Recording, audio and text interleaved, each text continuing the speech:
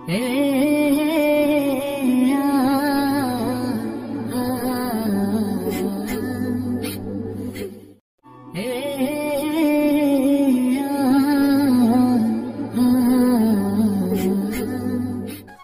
12টা বাজে। এমন সময় রাজশাহী স্টেশনে বসে আছি। চাকরি সূত্রে ঢাকা যাচ্ছি। দুদিনের ছুটি নিয়ে রাজশাহী এসেছিলাম। অনেক বড় একটা আশা নিয়ে নিজ গ্রামে এসেছি, কিন্তু খালি হাতে ফিরে যাচ্ছি। যেটা হারিয়ে ফেলেছি সেটা বলতে আমার খুবই লজ্জা হচ্ছে। অনেক বছর আগে আমার মা তার ছোট ভাইয়ের কাছ থেকে 20,000 টাকা নিয়েছিল। তার বিনিময়ে মামা আমাদের একটা জমি দখলে নেয়। অভাবের কারণে টাকাটা পরিশোধ করতে পারেনি, তাই আর জমি ছাড়ানো হলো না। একসময় মা চলে গেলে ওনার চিকিৎসা করাতে আমাদের বাড়িটা বিক্রি করা হয়।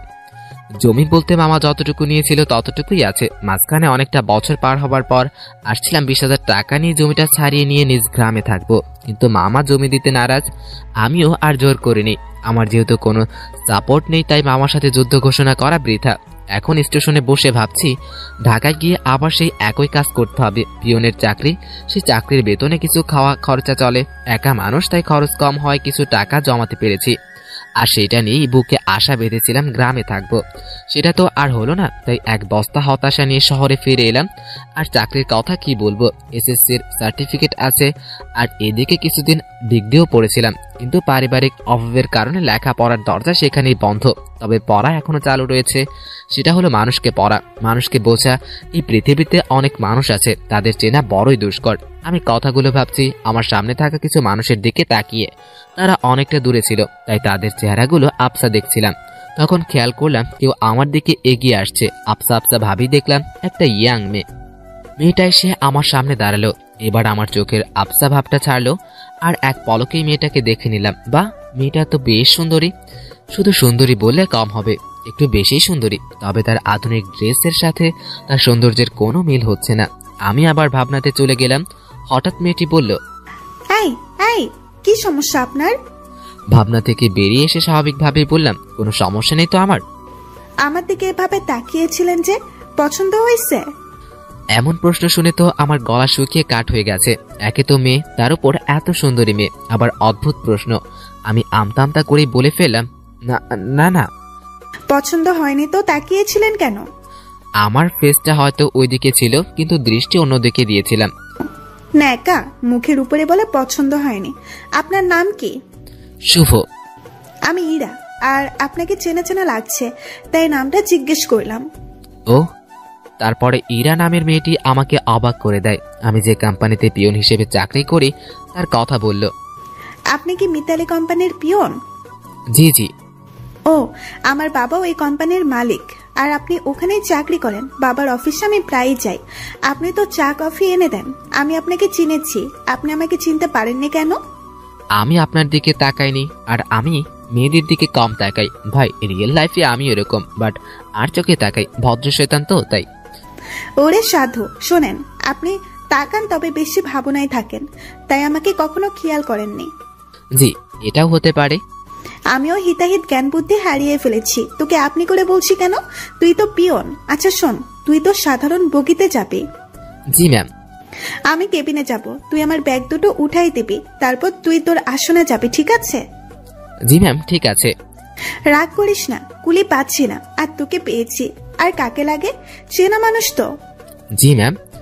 এত জি ম্যাম করিস কেন? জি না, হ্যাঁ ম্যাম, ঠিক আছে, আমি ব্যাগ উঠাই দিব। ওকে ওকে। মালিকের মেয়ে, যথেষ্ট সম্মান দিতে হবে, আর যা বলবে সেটাই করতে হবে, না হলে চাকরি তখনই গায়েব।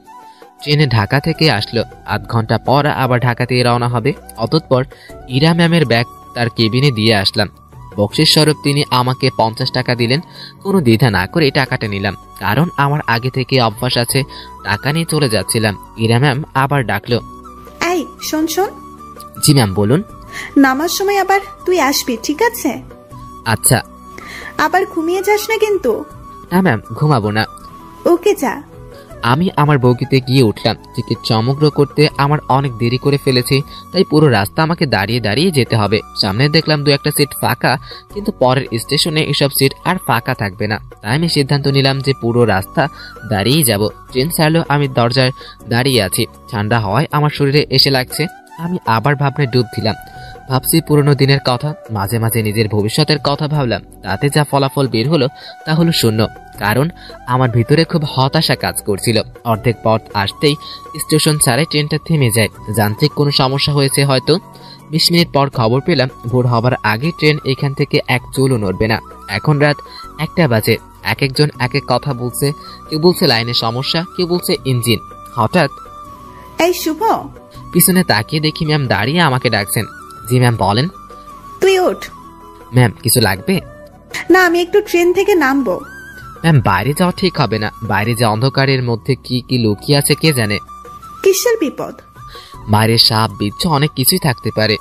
কিছু নেই, চল নিচে নামবো। এই হলো আদরের ঘরের দোলালি। মন যা চায় তাই করবে। ম্যামকে নিয়ে নিচে নামলাম। দেখি অনেক নিচে দাঁড়িয়ে আছে। ম্যাম এবার আমার সাথে কথা বলা শুরু করে দিল। দেখ জায়গাটা কত সুন্দর, তাই না? অন্ধকারে তেমন কিছু তো দেখা যাচ্ছে না। চোখ না, মন দিয়ে দেখতে হয়। তবে ম্যাম আকাশটা দেখতে খুব সুন্দর লাগছে। অনুজ্জ্বল তারাগুলো দেখা যাচ্ছে। আমি তো অনুঞ্চল অনেক কিছুই দেখতে পাচ্ছি। কি ম্যাম?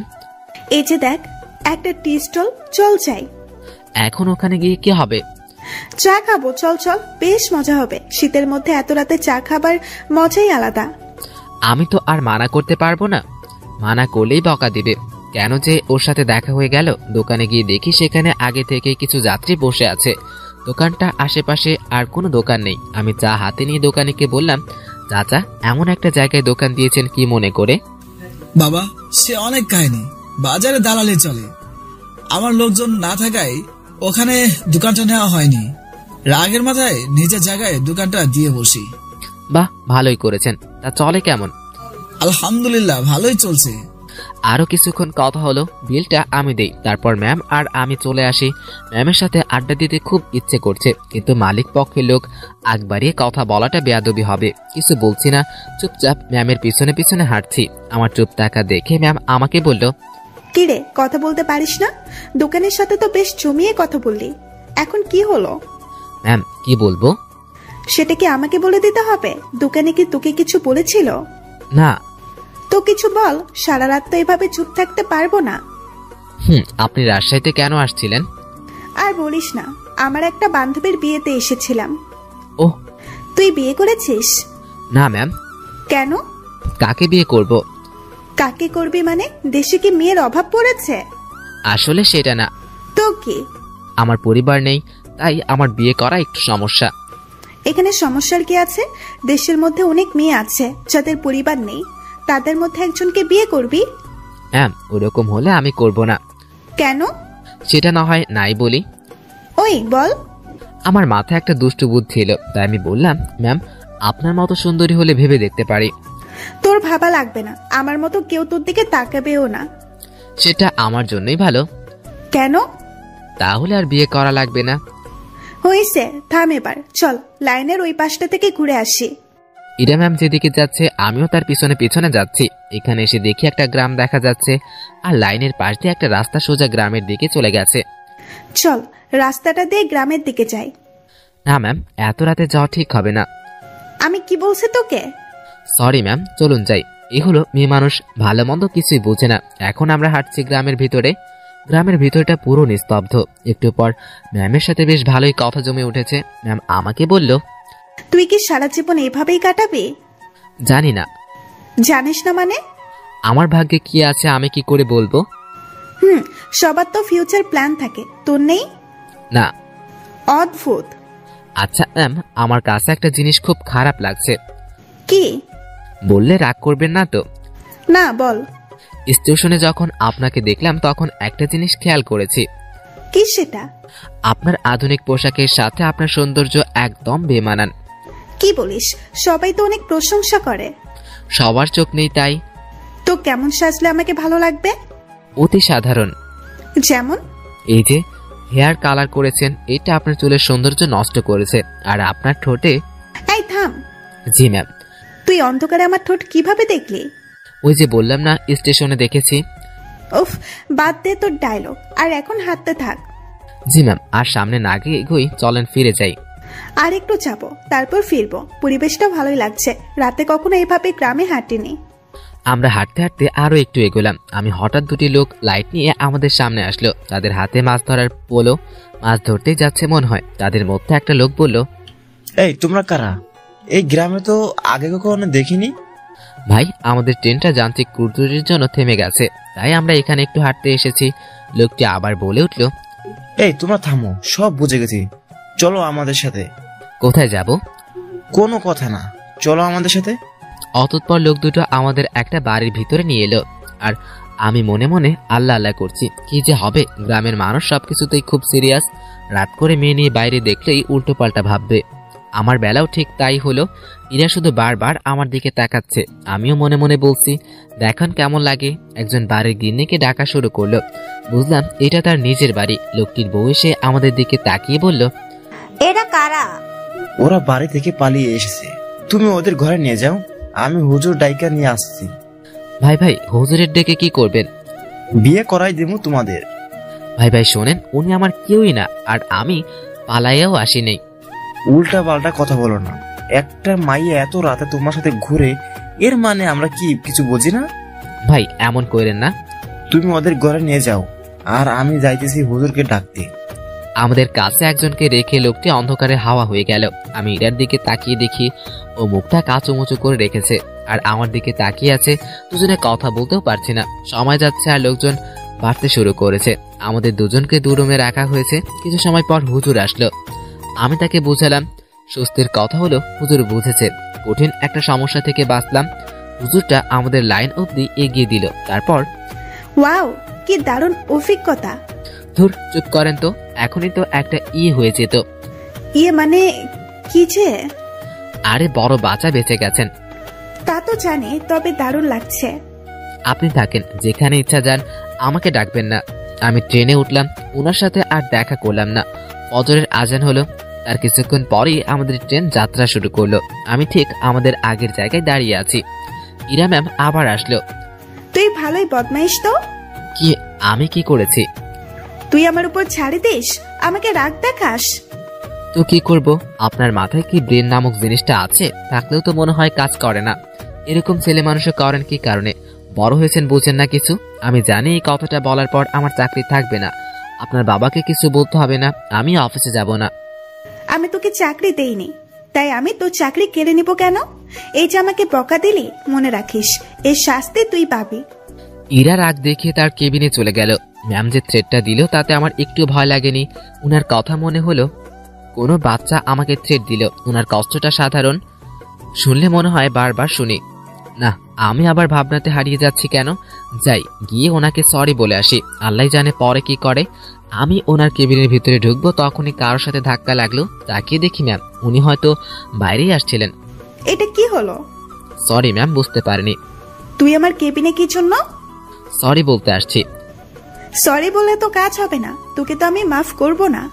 কিছুক্ষণ তর্ক হলো। আমি তাকে বললাম, আমার উপর কেউ রাগ করে থাকুক সেটা আমি চাই না। আপনার মন যা চায় আপনি তাই করেন। কথাটা বলতেই ম্যাম আমাকে অবাক করে দিয়ে আমার গালে দুইটা চর বসিয়ে দিল। এখন বুঝতে পারলাম তখন ম্যাম বেশ রেগে গিয়েছিল। আমার উপর চরটা না খেলে হয়তো বুঝতে পারতাম না। চর মারার উপর ম্যাম বলল, তুই আমার বেস্ট ফ্রেন্ড হবি? থাপ্পড় খাবার পর এমন অফার পাবো ভাবতেই পারিনি। আমি মনে মনে ভাবছি, আমি কেন তার সাথে বন্ধুত্ব করতে যাব? তার চালচলন আর আমার চালচলন রাত দিন তফাৎ, কিন্তু আমি তার মুখের উপর না করতে পারবো না। যদি আর কয়েকটা থাপ্পড় বসিয়ে দেয়। ভয়ে ভলে বললাম, হব। গুড, তুই এখন যা, তোর নাম্বারটা দিয়ে যা, আমি যে কোনো সময় কল করে ডেকে নিব। ম্যামকে মোবাইলের নাম্বার দিয়ে আমি আমার জায়গাতে চলে আসলাম। সকাল 8টায় আমাদের গন্তব্য স্থানে পৌঁছে গেলাম। ইরা ম্যামের কথা অনুযায়ী তার ব্যাগগুলো নামিয়ে দিলাম। এখন উনি আর আমি স্টেশনের বাইরের রাস্তায় দাঁড়িয়ে আছি। বাসা থেকে ওনার জন্য গাড়ি পাঠানো হয়েছে। গাড়ি জ্যামে পড়েছে, তাই অনেক লেট হচ্ছে। আমার পেটের অবস্থা খুব খারাপ, রাতে কিছু খাওয়া হয়নি। ম্যামের সামনে কিছু বলার সাহসও পাচ্ছি না। কিছুক্ষণ পর উনি আমাকে বললেন, তোর কি ক্ষুধা লাগছে? জি অনেক। তো খেতে আয়। আচ্ছা আপনি দাঁড়ান, আমি যাবো আর আসবো। তারপর আমি একটা দোকানে গিয়ে চা বিস্কুটের সাথে কয়েকটা কলা খেয়ে নিলাম। দোকানিকে টাকা দিতে যাব, তখনই মনে পড়লো ম্যামই তো কিছু খায়নি, তাই আমি ওনার জন্য কিছু খাবার নিলাম। ওনার আর কাছে গিয়ে খাবারগুলো বাড়িয়ে দিলাম। তখন আমার দিকে উনি ভুরু কুঁচকিয়ে তাকালেন। এগুলো তুই আমাকে কেন দিচ্ছিস? খেয়ে নিন, আপনিও তো কিছু খাননি। তুই কি ভাবিস আমাকে? আমি সকাল সকাল এগুলো রাস্তায় দাঁড়িয়ে সবার সামনে খাবো? এগুলো তোদের মতো লোকজন খাবে। সরি ম্যাম, আমি বুঝতে পারিনি। অতঃপর খাবারগুলো নিজের ব্যাগে ভরে নিলাম, নিজ বাসায় গিয়ে খাবো। কিছুক্ষণ পর গাড়ি আসলো, আমি ম্যামকে গাড়িতে উঠিয়ে দিয়ে নিজের বাসায় ফিরলাম। আমার হাতে শুধু আজকের দিনটা ছুটি আছে, আগামী থেকে ডিউটি। বাসায় এসে সব ঠিকঠাক করে নিলাম। দিনের বাকি সময়টুকু আর বাইরে বের হলাম না। জানালা খুলে দিয়ে আমি আকাশের দিকে তাকিয়ে থাকি আর ভাবতে থাকি গত রাতের কথা। যদি এটা বিয়েটা হয়ে যেত তাহলে এতক্ষণে আমি মামা শ্বশুর বাড়ি থাকতাম, মানে জেলে কি বাঁচাটাই না বাঁচতাম। সন্ধ্যার একটু আগেই ইরার কল পেলাম। উনি আমাকে তাদের অফিসের সামনে যেতে বলেছে। গত রাতে ফ্রেন্ড হয়েছি, তাই কথা রাখতে অবশ্যই যেতে হবে। বাইরে যাচ্ছি ম্যামের সাথে দেখা করতে, তাই একটু সাজতে হবে। তাই ব্যাগ থেকে নতুন একটা ফুল হাতা গেঞ্জি বের করলাম, একটু স্মার্ট সাজার জন্য। সুন্দরীদের সামনে তো আর এমনি এমনি যাওয়া যায় না। তারপর চটপট রেডি হয়ে অফিসের সামনে গেলাম। দেখি ম্যাম তার গাড়ির সাথে হেলান দিয়ে দাঁড়িয়ে আছে। আমি ওনার সামনে গিয়ে সালাম দিলাম। তিনি উত্তর দিয়ে বললেন, গাড়ির পিছনে বস, যা। কোথায় যাবেন? আমার বন্ধুদের সাথে তোর পরিচয় করিয়ে দেব, সেখানেই যাচ্ছি। আমি আর কথা বললাম না। আধ ঘন্টা পর ম্যাম তার গাড়ি একটা রেস্টুরেন্টের সামনে থামালেন। তারপর আমাকে নিয়ে রেস্টুরেন্টে ঢুকলেন। আমিও তার পিছু পিছু গেলাম। সামনে গিয়ে উনি কিছু ছেলে মেয়ের সাথে কথা বলতে লাগলো। আমি বুঝলাম এরাই ম্যামের ফ্রেন্ডস। ম্যাম আমার দিকে তাকিয়ে বললেন, বন্ধুরা তোমাদের জন্য একটা গিফট এনেছি। ম্যামের ফ্রেন্ডসরা মধ্যে একটা মেয়ে বলে উঠল, কি রে দোস্ত, কে এটা? আর বলিস না, এই প্রাণীকে রাজশাহীতে পেয়েছি। এর সাথে কিছুক্ষণ কথা বলেছি, তারপর ফ্রেন্ড হবার প্রস্তাব দিয়েছি। কিন্তু দুঃখের বিষয় হলো এই পাগল আমার কথা বিশ্বাস করে হ্যাঁ বলে দিয়েছে। তোরা বলতো এর মতো খ্যাত কি আমার ফ্রেন্ড? তখন ম্যামের বান্ধবীটি বলল, অসম্ভব। দেখ ভাই, আমার ফ্রেন্ডদের সাথে পরিচয় করিয়ে দিতেই তোকে এখানে নিয়ে এসেছি। ইরা একে একে তার বন্ধুদের সাথে আমাকে পরিচয় করিয়ে দিতে লাগলো। আমার পোশাক আশাক নিয়ে তারা উপহাস করতে শুরু করলো। একটা ছেলে এগিয়ে এসে বলল, ভাই এটা গেঞ্জি না তাই না? কোথা থেকে কিনছো, নাকি কুড়িয়ে পেয়েছো? না ভাই, সত্যি কিনেছি। তখন একটা মেয়ে বলল, ও মা তাই? দেখো ছেলেটা মাথায় তেল দিয়ে আসছে। সবাই হেসে উঠল। সত্যি কথা বলতে আমি তেল দেইনি, ওরা পচানি দেওয়ার জন্য এমন করছে। ভাবছি এখানে আর থাকা ঠিক হবে না। ম্যামকে বলল, ম্যাম আমি এখন যাই? ওরে বাবুটা, এখনই না, কিছু খেয়ে যাও। হ্যাঁ, কিছু খেয়ে যা। একটা ছেলে আমার পকেটে হাত ঢুকিয়ে দেয়। আমার দুর্ভাগ্য যে সেই 20,000 টাকা আমি আমার সাথে করে নিয়ে এসেছি। ছেলেটা আমার পকেটে এতগুলো টাকা দেখে বেশ অবাকই হয় আর বলে, এত টাকা কোথায় পেয়েছিস? যাই হোক, এখন আমাদের কিছু খাওয়া। আমি আর কি মানা করব, মান সম্মান রক্ষার্থে হ্যাঁ বললাম। তাতেই ওরা সুযোগ পেয়ে গেল আর নানা রকম দামি খাবার অর্ডার করলো। ওরা সবাই খাচ্ছে আর আমি দাঁড়িয়ে আছি। একজন খেতে বলেছিল কিন্তু আমি মানা করেছি। খাওয়া শেষে বিল তো 20,000-এর উপরে এলো। আমার মাথায় ঢুকলো না 7-8 জন মিলে 20,000 টাকা কিভাবে খায়, যেটা জোগাড় করতে আমার বছর খানিক সময় লেগেছিল। কম খাবারে এত বিল আর আমার পকেটের টাকা গায়েব। আমি বললাম, ম্যাম আমি যাই? হ্যাঁ যাবি, তার আগে একটা কথা বলি, কখনো এমন মফিস মার্কা কাজ করবি না। এত সহজে কোনো বন্ধুত্ব পাওয়া যায় নাকি? জীবনে কোনো কিছু সহজভাবে নিবি না। জি ম্যাম। যা তাহলে। আমি রেস্টুরেন্টের বাইরে এসে দাঁড়ালাম। পকেটে টাকা নেই, বাসায় যাব, টাকা লাগবে। মনে মনে ঠিক করলাম ম্যামের কাছে কিছু টাকা চেয়ে নিব, তা না হলে বাসায় পৌঁছাতে পৌঁছাতে মধ্যরাত হয়ে যাবে। কাল সকালে আবার অফিস আছে। অনেকটা সময় পরে ওরা বের হলো। আমি ম্যামকে ডাক দিলাম, তাই তিনি সবাইকে বিদায় দিয়ে আমার দিকে আসলো। কি হলো, এখনো যাসনি কেন? ম্যাম আমার কিছু টাকা। পুরোটা বলার আগে একটা থাপ্পড় বসিয়ে দিল। আমি আবার বললাম, গাড়ির ভাড়াটা টাকাটা চাইছিলাম, পকেটে আর কোনো টাকা নেই। আমার বাসা যেতে অনেক সময় লাগবে, কাল আবার অফিস আছে। তোর জন্য কি আমি টাকা নিয়ে দাঁড়িয়ে আছি, ফকিন্নির বাচ্চা? কথাটা সত্যি বুকের মাঝখানে গিয়ে লাগলো। আমি আর কথা বাড়ালাম না, ওনার দিকে একবার তাকিয়ে হাঁটা শুরু করলাম। সেই জায়গা থেকে বাসা পৌঁছানো পর্যন্ত পুরো সময়টা শুধু রেস্টুরেন্টের ভিতরে অপমানের কথাটাই বারবার মনের ভিতরে ঘুরপাক কাটছে। মানুষগুলো কেমন, অন্য কারো আর্থিক অবস্থা না বুঝেই তার টাকা খসানোর জন্য উঠে পড়ে লাগে। টাকাগুলোর জন্য খুব মায়া হচ্ছে। ওদের কাছে হয়তো সামান্য টাকা, কিন্তু আমার কাছে পাহাড় পরিমাণ। অনেক রাতে বাসায় ফিরলাম, আর কিছু শুকনো খাবার খেয়ে ঘুমিয়ে পড়লাম। পরদিন সকালবেলা উঠতে আর দেরি করলাম না। মোবাইলে অ্যালার্ম দেওয়া ছিল, তাই সময় মতো উঠে হাতের কাজগুলো সেরে ফেললাম। তারপর খেয়ে দিয়ে অফিসের দিকে রওনা হলাম। অফিসে যাওয়ার পর যে সমস্যায় পড়লাম তা আমি কখনো ভাবিনি। যেখানে স্যার মানে ইরার বাবা বসে থাকার কথা, সেখানে ইরা বসে আছে। এই চেয়ারটাতে ইরা বসা মানে আজকের দিনটা পুরো শেষ। আমি রুমে ঢুকে সালাম করে বেরিয়ে আসলাম। কিছুক্ষণ পর ইরা ম্যাম নক করলেন, তাই আমি ভিতরে গিয়ে বললাম, জি ম্যাম বলুন। 4 নম্বর টেবিলে রাসেল সাহেব অফিসে আসেনি, তুই একটু খোঁজ নিয়ে দেখ। জি ম্যাম। আমি ফোন করে জানালাম রাসেল সাহেব রাস্তায় আছেন। আমি সেটা ম্যামকে জানিয়ে দিয়ে বাড়ি এসে বসলাম। এই মুহূর্তে জেনারেল ম্যানেজার আমাকে ডাকলো কফি এনে দিতে। আমি কফি হাতে নিয়ে তার কেবিনে গেলাম। তিনি কফি হাতে নিয়ে দেখলেন আর সাথে সাথেই ফেলে দিলেন। কি হয়েছে এটা বলার সাথে সাথে তিনি আমাকে একটা চর বসিয়ে দেন আর বলেন, কফির উপরে মরাবাজি পড়ে আছে, দেখছিস না? সরি স্যার, দেখতে পাইনি। উনি আমার কলার ধরলেন আর বললেন, আমি যদি এটা দেখে খেয়ে ফেলতাম আর যদি অসুখ করতো তখন কি তুই? স্যার মাফ করে দিন, দেখতে পাইনি। তবুও উনি অনেক বাজে বাজে কথা বলছিলেন। অফিসের মধ্যে একটা শোরগোল বেঁধে গেল। ইরা ম্যাম তার কেবিনে থেকে উঠে আসলেন। সবাই মিলে দোষটা শুধু আমাকেই দিচ্ছিল। এখন ভয় লাগছে হয়তো ম্যাম এখন আমাকে চড় মেরে চাকরি থেকে বিদায় করে দিবেন।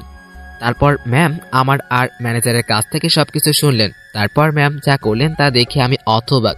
ম্যাম পরপর 2টা থাপ্পড় ম্যানেজারকে বসিয়ে দিলেন আর ম্যানেজারকে বললেন, আমি কিছু বলার আগে এখান থেকে বেরিয়ে যাবেন। আর হ্যাঁ, বাকি সবাইকে বলছি এটা নিয়ে আর কোনো কথা হবে না। সমস্যা হয়েছে, সমাধান করেছি, যার যার কাজে যাও, অনেক সময় নষ্ট হয়েছে। কিছুক্ষণ ঝড়ের পর অফিস আগের মতো স্বাভাবিক হলো। এখন লাঞ্চের সময় আমি বসা থেকে রুটি নিয়ে এসেছি। 2-1জনকে পানি এনে দিয়ে আমি খাবার জন্য বসবো, তখনই ম্যামের ডাক। মনে মনে ভাবতেছে খাওয়াটাই কপালে নাই। মুখ ভার করেই ম্যামের রুমে ঢুকলাম। জি ম্যাম, কিছু বলবেন? তুই খাবার খেয়েছিস? না। বাসা থেকে খাবার নিয়ে আসছিস নাকি ক্যান্টিন থেকে খাবি? না ম্যাম, আমি বাসা থেকে খাবার নিয়ে আসছি। যা, খাবার নিয়ে আমার রুমে আয়। ম্যাম বুঝিনি। আরে হারামি, খাবার নিয়ে আমার রুমে আয়। কথাটা শুনে ভাবছিলাম আমি ঠিক শুনতেছি তো। দেরি না করে খাবার নিয়ে এসে আবার ম্যামের কেবিনে ঢুকলাম। ম্যাম তো দেখি দামি দামি খাবার সব টেবিলে সাজাচ্ছেন। আমাকে দেখে বললেন, এসব আমার মায়ের হাতের রান্না। ম্যাম আমি বাইরে গিয়ে খাই, আপনি খাওয়া শুরু করেন, পানি লাগলে বলবেন। এই, তোরে কি এই জন্য ডেকেছি? দেখি তোর খাবারের বাটিটা আমার হাতে দে তো। আমি তেমন কিছু আনি নাই, শুধু রুটি। আমি দেখবো, দে। আমি ভয়ে আমার বাটিটা ওনার হাতে দিলাম। লজ্জায় তো আমার মাথা কাটা যাওয়ার মতো অবস্থা। বাসায় কিছু ছিল না, তার উপর টাকাও নেই। রুমে পেঁয়াজ আর মরিচ ছিল, সেগুলো কেটে মরিচ আর লবণ মেখে নিয়ে আসছি। ম্যাম সেটা দেখে তো কথাটা ভাবতে ভাবতেই উনি টিফিন রুটির ঢাকনা খুলে চোখ বড় বড় করে ফেললো। খাবারের দিকে কিছুক্ষণ তাকিয়ে থেকে আমার দিকে তাকালো। কি রে, এগুলো কি? ম্যাম আসলে বাসাতে কিছু ছিল না আর টাকাও নেই, রুমে আটা ছিল, তাই দিয়ে আর কি একটা ব্যবস্থা করে আনছি। এবার ম্যাম আমার বাটিটা টেবিলে রাখলেন আর নিজের চেয়ারে বসে পড়লেন। আর আমি দাঁড়িয়ে আছি। উনি একবার আমার দিকে তাকাচ্ছে তো আর একবার আমার খাবারের দিকে তাকাচ্ছে। উনি এখন ওনার সামনে লজ্জাতেই মিটমিটে হাসতেছি। উনি কিছু সময় চুপ থাকার পর মুখ খুললেন। এই যে খাবারগুলো তোর? ওনার খাবারগুলো আমাকে দেখিয়ে দিয়ে বললেন। আমি ওনার কাছে গিয়ে টেবিল থেকে নিজের বাটিটা হাতে তুলে নিয়ে বললাম, আমি যেটা এনেছি সেটা না খেলে আমার পেট ভরবে না, আর আপনার খাবার খেলে আমার পেট খারাপ হতে পারে। এত ভালো খাবার কোনোদিন খাওয়া হয়নি তো, তাই আমার পেটে খাবারটা সহ্য করতে নাও পারে। গতকালের রাগটা একটু দেখে কেবিন থেকে বেরিয়ে আসলাম। নিজের খাবার খেয়ে আবারও কাজে মনোযোগ দিলাম। কার কি লাগছে সব দেখাশোনা করছি। এরই মধ্যে ম্যাম আমাকে আর ডাকেননি। বুঝতে পারলাম তিনিও কিছুটা বুঝতে পেরেছেন আমার কষ্টটা। রাতে অফিস থেকে বাসায় ফিরলাম আর পাশের বাসার পরিচিত একজনের কাছ থেকে কিছু টাকা ধার নিয়ে বাজার থেকে একটা মাছ আনলাম। তখন রাত প্রায় 10টার কাছাকাছি।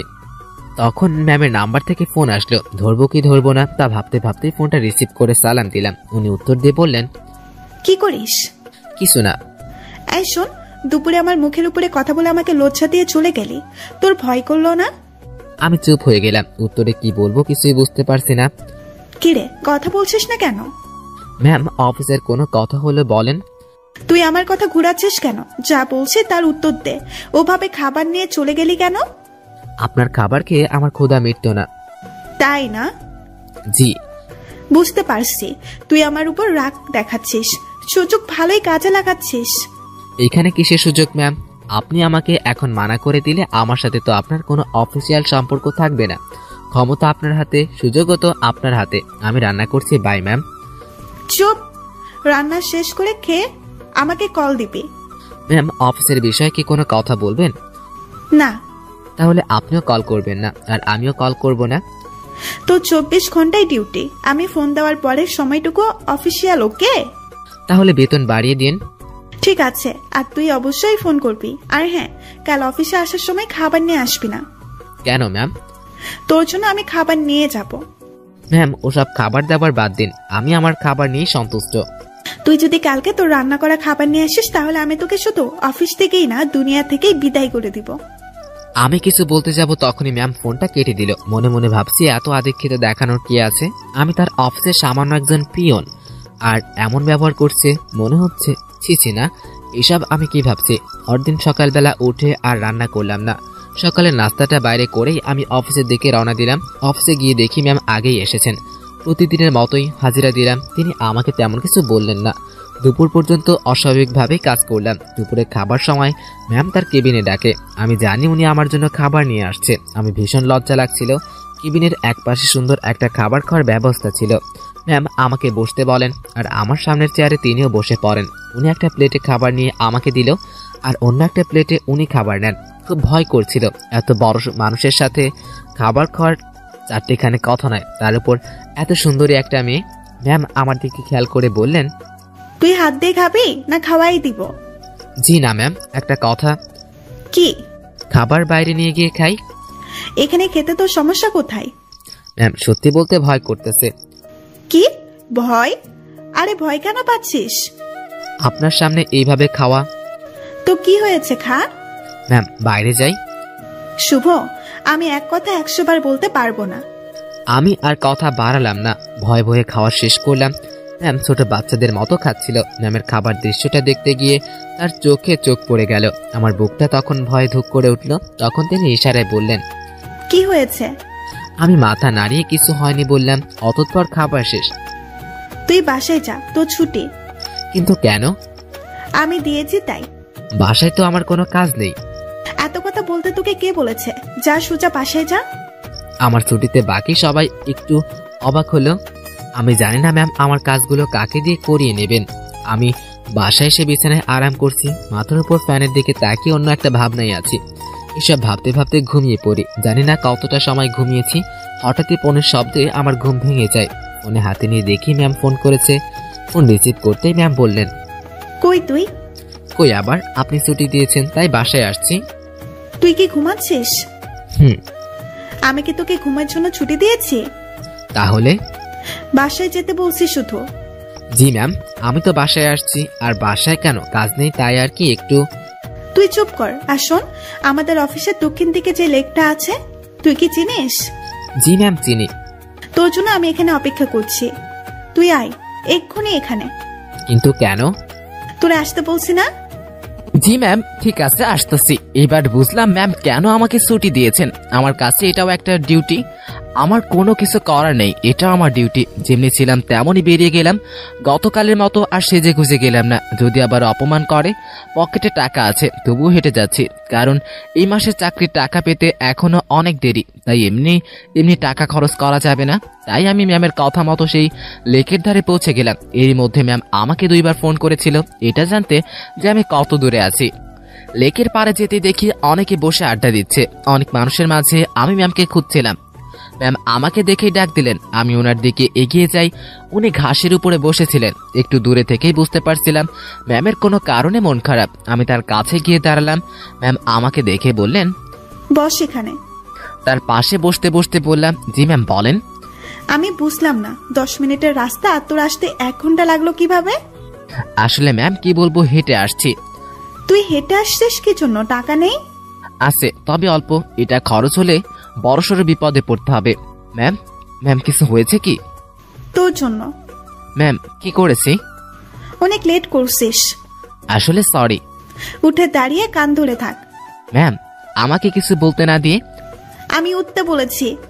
আমি যখন উঠতে যাব তখন ম্যাম আমাকে হয়েছে থাক বলে বসতে বলে। টাকা আছে তো, তাই না? আছে। চল আইসক্রিম খাবো। আমার টাকা দিয়ে? তো কখনো কোনো মেয়েকে বিল দিতে দেখেছিস তুই? না। তো আমার কাছে টাকা চাইবি না? চল আইসক্রিম খাবো।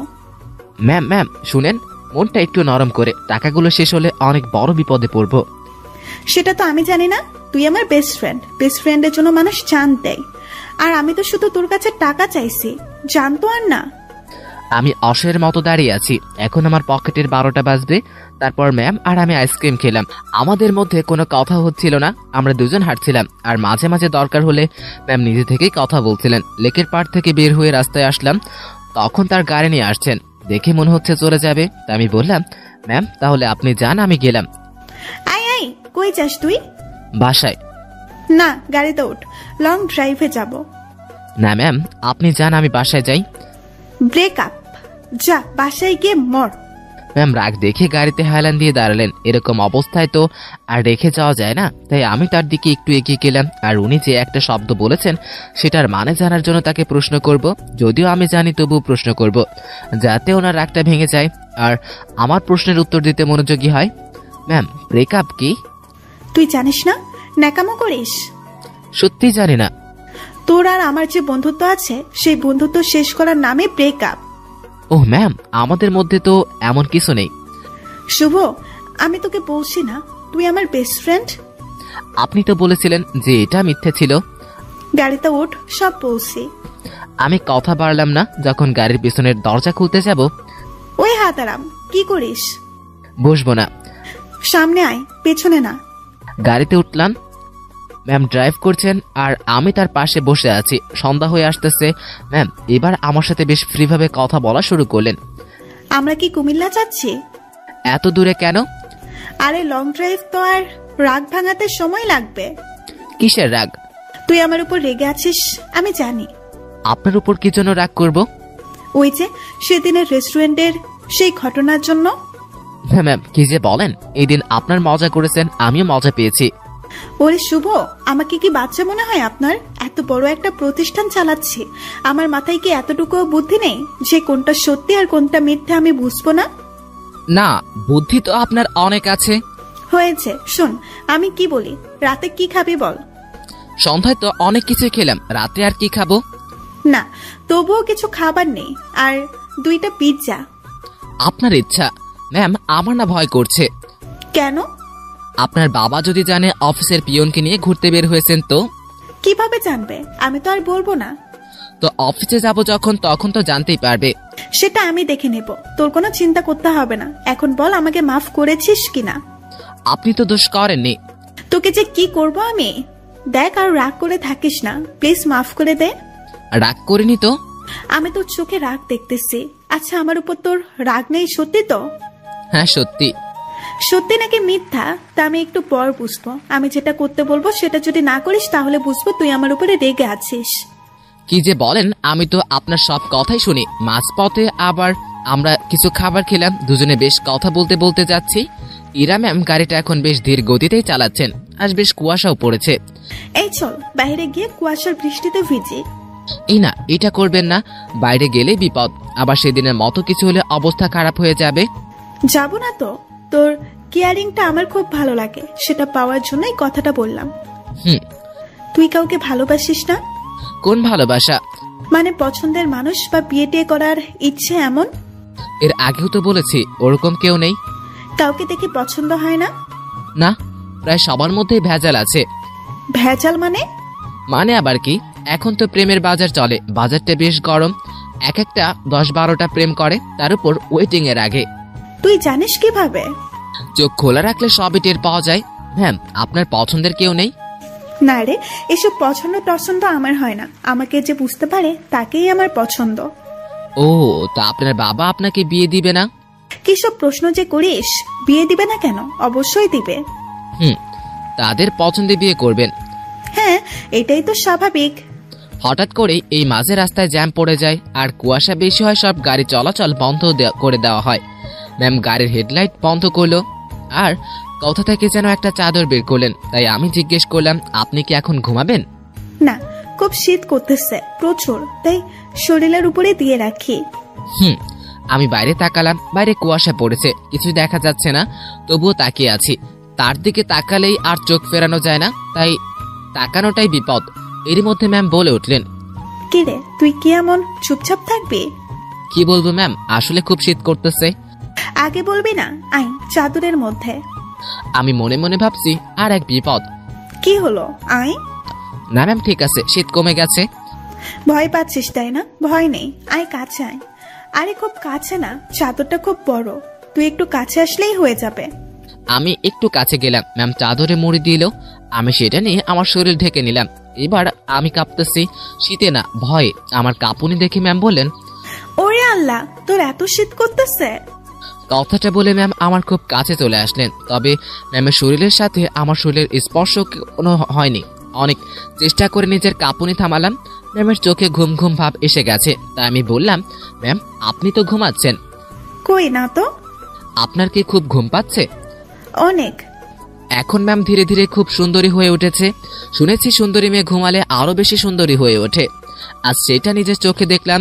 আমি যদি ওনার বর হতাম তাহলে এখন ওনার কাছে গিয়ে ওনাকে নিজের বুকের মধ্যে রাখতাম।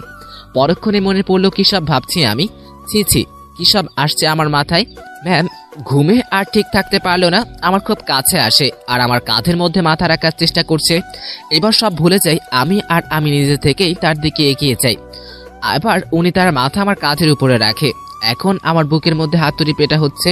ওনার নিঃশ্বাস আমার শরীরে লাগার পর পরই আমার কেমন জানি একটা অনুভূতি হচ্ছে। না পারছিলাম কিছু বুঝতে, না পারছিলাম কিছু ভাবতে। কিছুক্ষণ ঘুমানোর পর ম্যাম জাগা পায়। আমি জেগেই আছি। একটুর জন্য চোখ বন্ধ করে নিই। ম্যাম দেখলো যে আমার কাঁধে তার মাথা দেওয়া আছে, তাই তিনি দ্রুত মাথা উঠিয়ে বললেন যে, সরি, আমি ঘুমের মধ্যে। না ম্যাম, আসলে আমি আপনার কাছে গিয়েছিলাম কারণ আপনি বারবার ঝাঁকুনি দিয়ে পড়ে যাচ্ছিলেন। তাই ম্যাম লজ্জা পেয়েছে, লজ্জা মাখা মুখ নিয়ে বললেন, রাত অনেক হয়েছে, তাই চা এনেছি, সব খেয়েই নে, চল। জি ম্যাম, আপনার ইচ্ছা। তুই সব আমার উপরে নির্ভর করিস কেন? নিচে থেকে কিছু বলতে পারিস না? ঠিক আছে চলেন খাই। অতঃপর আমরা খাওয়া শুরু করলাম। হঠাৎ পুলিশ এসে নক করলো। ইরা ম্যাম গাড়ি থেকে নেমে পুলিশের সাথে কথা বলছিল। আপনারা কোথায় যাচ্ছেন? কুমিল্লা দৌদ্যগ্রাম। তারপর পুলিশটি আমাকে দেখিয়ে দিয়ে ইরা ম্যামকে বললেন, উনি আপনার কে হন? বর। উনি দূরে দাঁড়িয়ে আছেন কেন? ভয় পাচ্ছে নাকি? আমি মনে মনে বললাম, ভয় পাবো না। পুলিশকে কি মিথ্যাটাই না বললো ম্যাম। তারপর ইরা ম্যাম আমাকে বলল, এই তুমি এখানে আসো। আপনারা যে স্বামী স্ত্রী তা আমি কিভাবে বুঝবো? এটারও প্রমাণ লাগবে? হ্যাঁ। আমার চাচু আবু সাইদ, তিনি পুলিশ কমিশনার। আবু সাইদ, উনি তো ঢাকায় থাকতেন তাই না? হ্যাঁ। আপনারা কি ঢাকা থেকে আসছেন? হ্যাঁ, ঢাকা থেকেই তো আসছি। সাইদকে আমি চিনি, ও আমার বন্ধু। দাঁড়ান, আমি ওকে ফোন করছি। তুমি আগে বলবা না সাইদ তোমার চাচু? সরি মামুনি। ইরা তো পড়লো মহাবিপদে। যদি ওর চাচাকে বলে দেয় যে ও বরকে নিয়ে ঘুরতে যাচ্ছে, তাহলে তো ইরা শেষ। এদিকে ইরার চাচা ফোন রিসিভ করেছে। দুই বন্ধু একে অপরের সাথে ভাব বিনিময় করে পুলিশটা ইরার চাচাকে ইরার কথা বলল। ইরা এসব কথা শুনে ইরার চাচা বড়সড় একটা ধাক্কা খেলেন। অতঃপর পুলিশ আমাদের দিয়ে জানিয়ে চলে গেল আর আমরা গাড়িতে গিয়ে বসলাম। ইরা তো ভয়ে শেষ। একটু পর ইরার ফোনে তার চাচা কল করলো। ইরা ভয়ে ভয়ে ফোন রিসিভ করলো। তারপর ইরার চাচা ইরাকে বললেন, তুমি কোথায় আছো, কার সাথে আছো, কিভাবে আছো সেটা আমি জানতে চাচ্ছি না।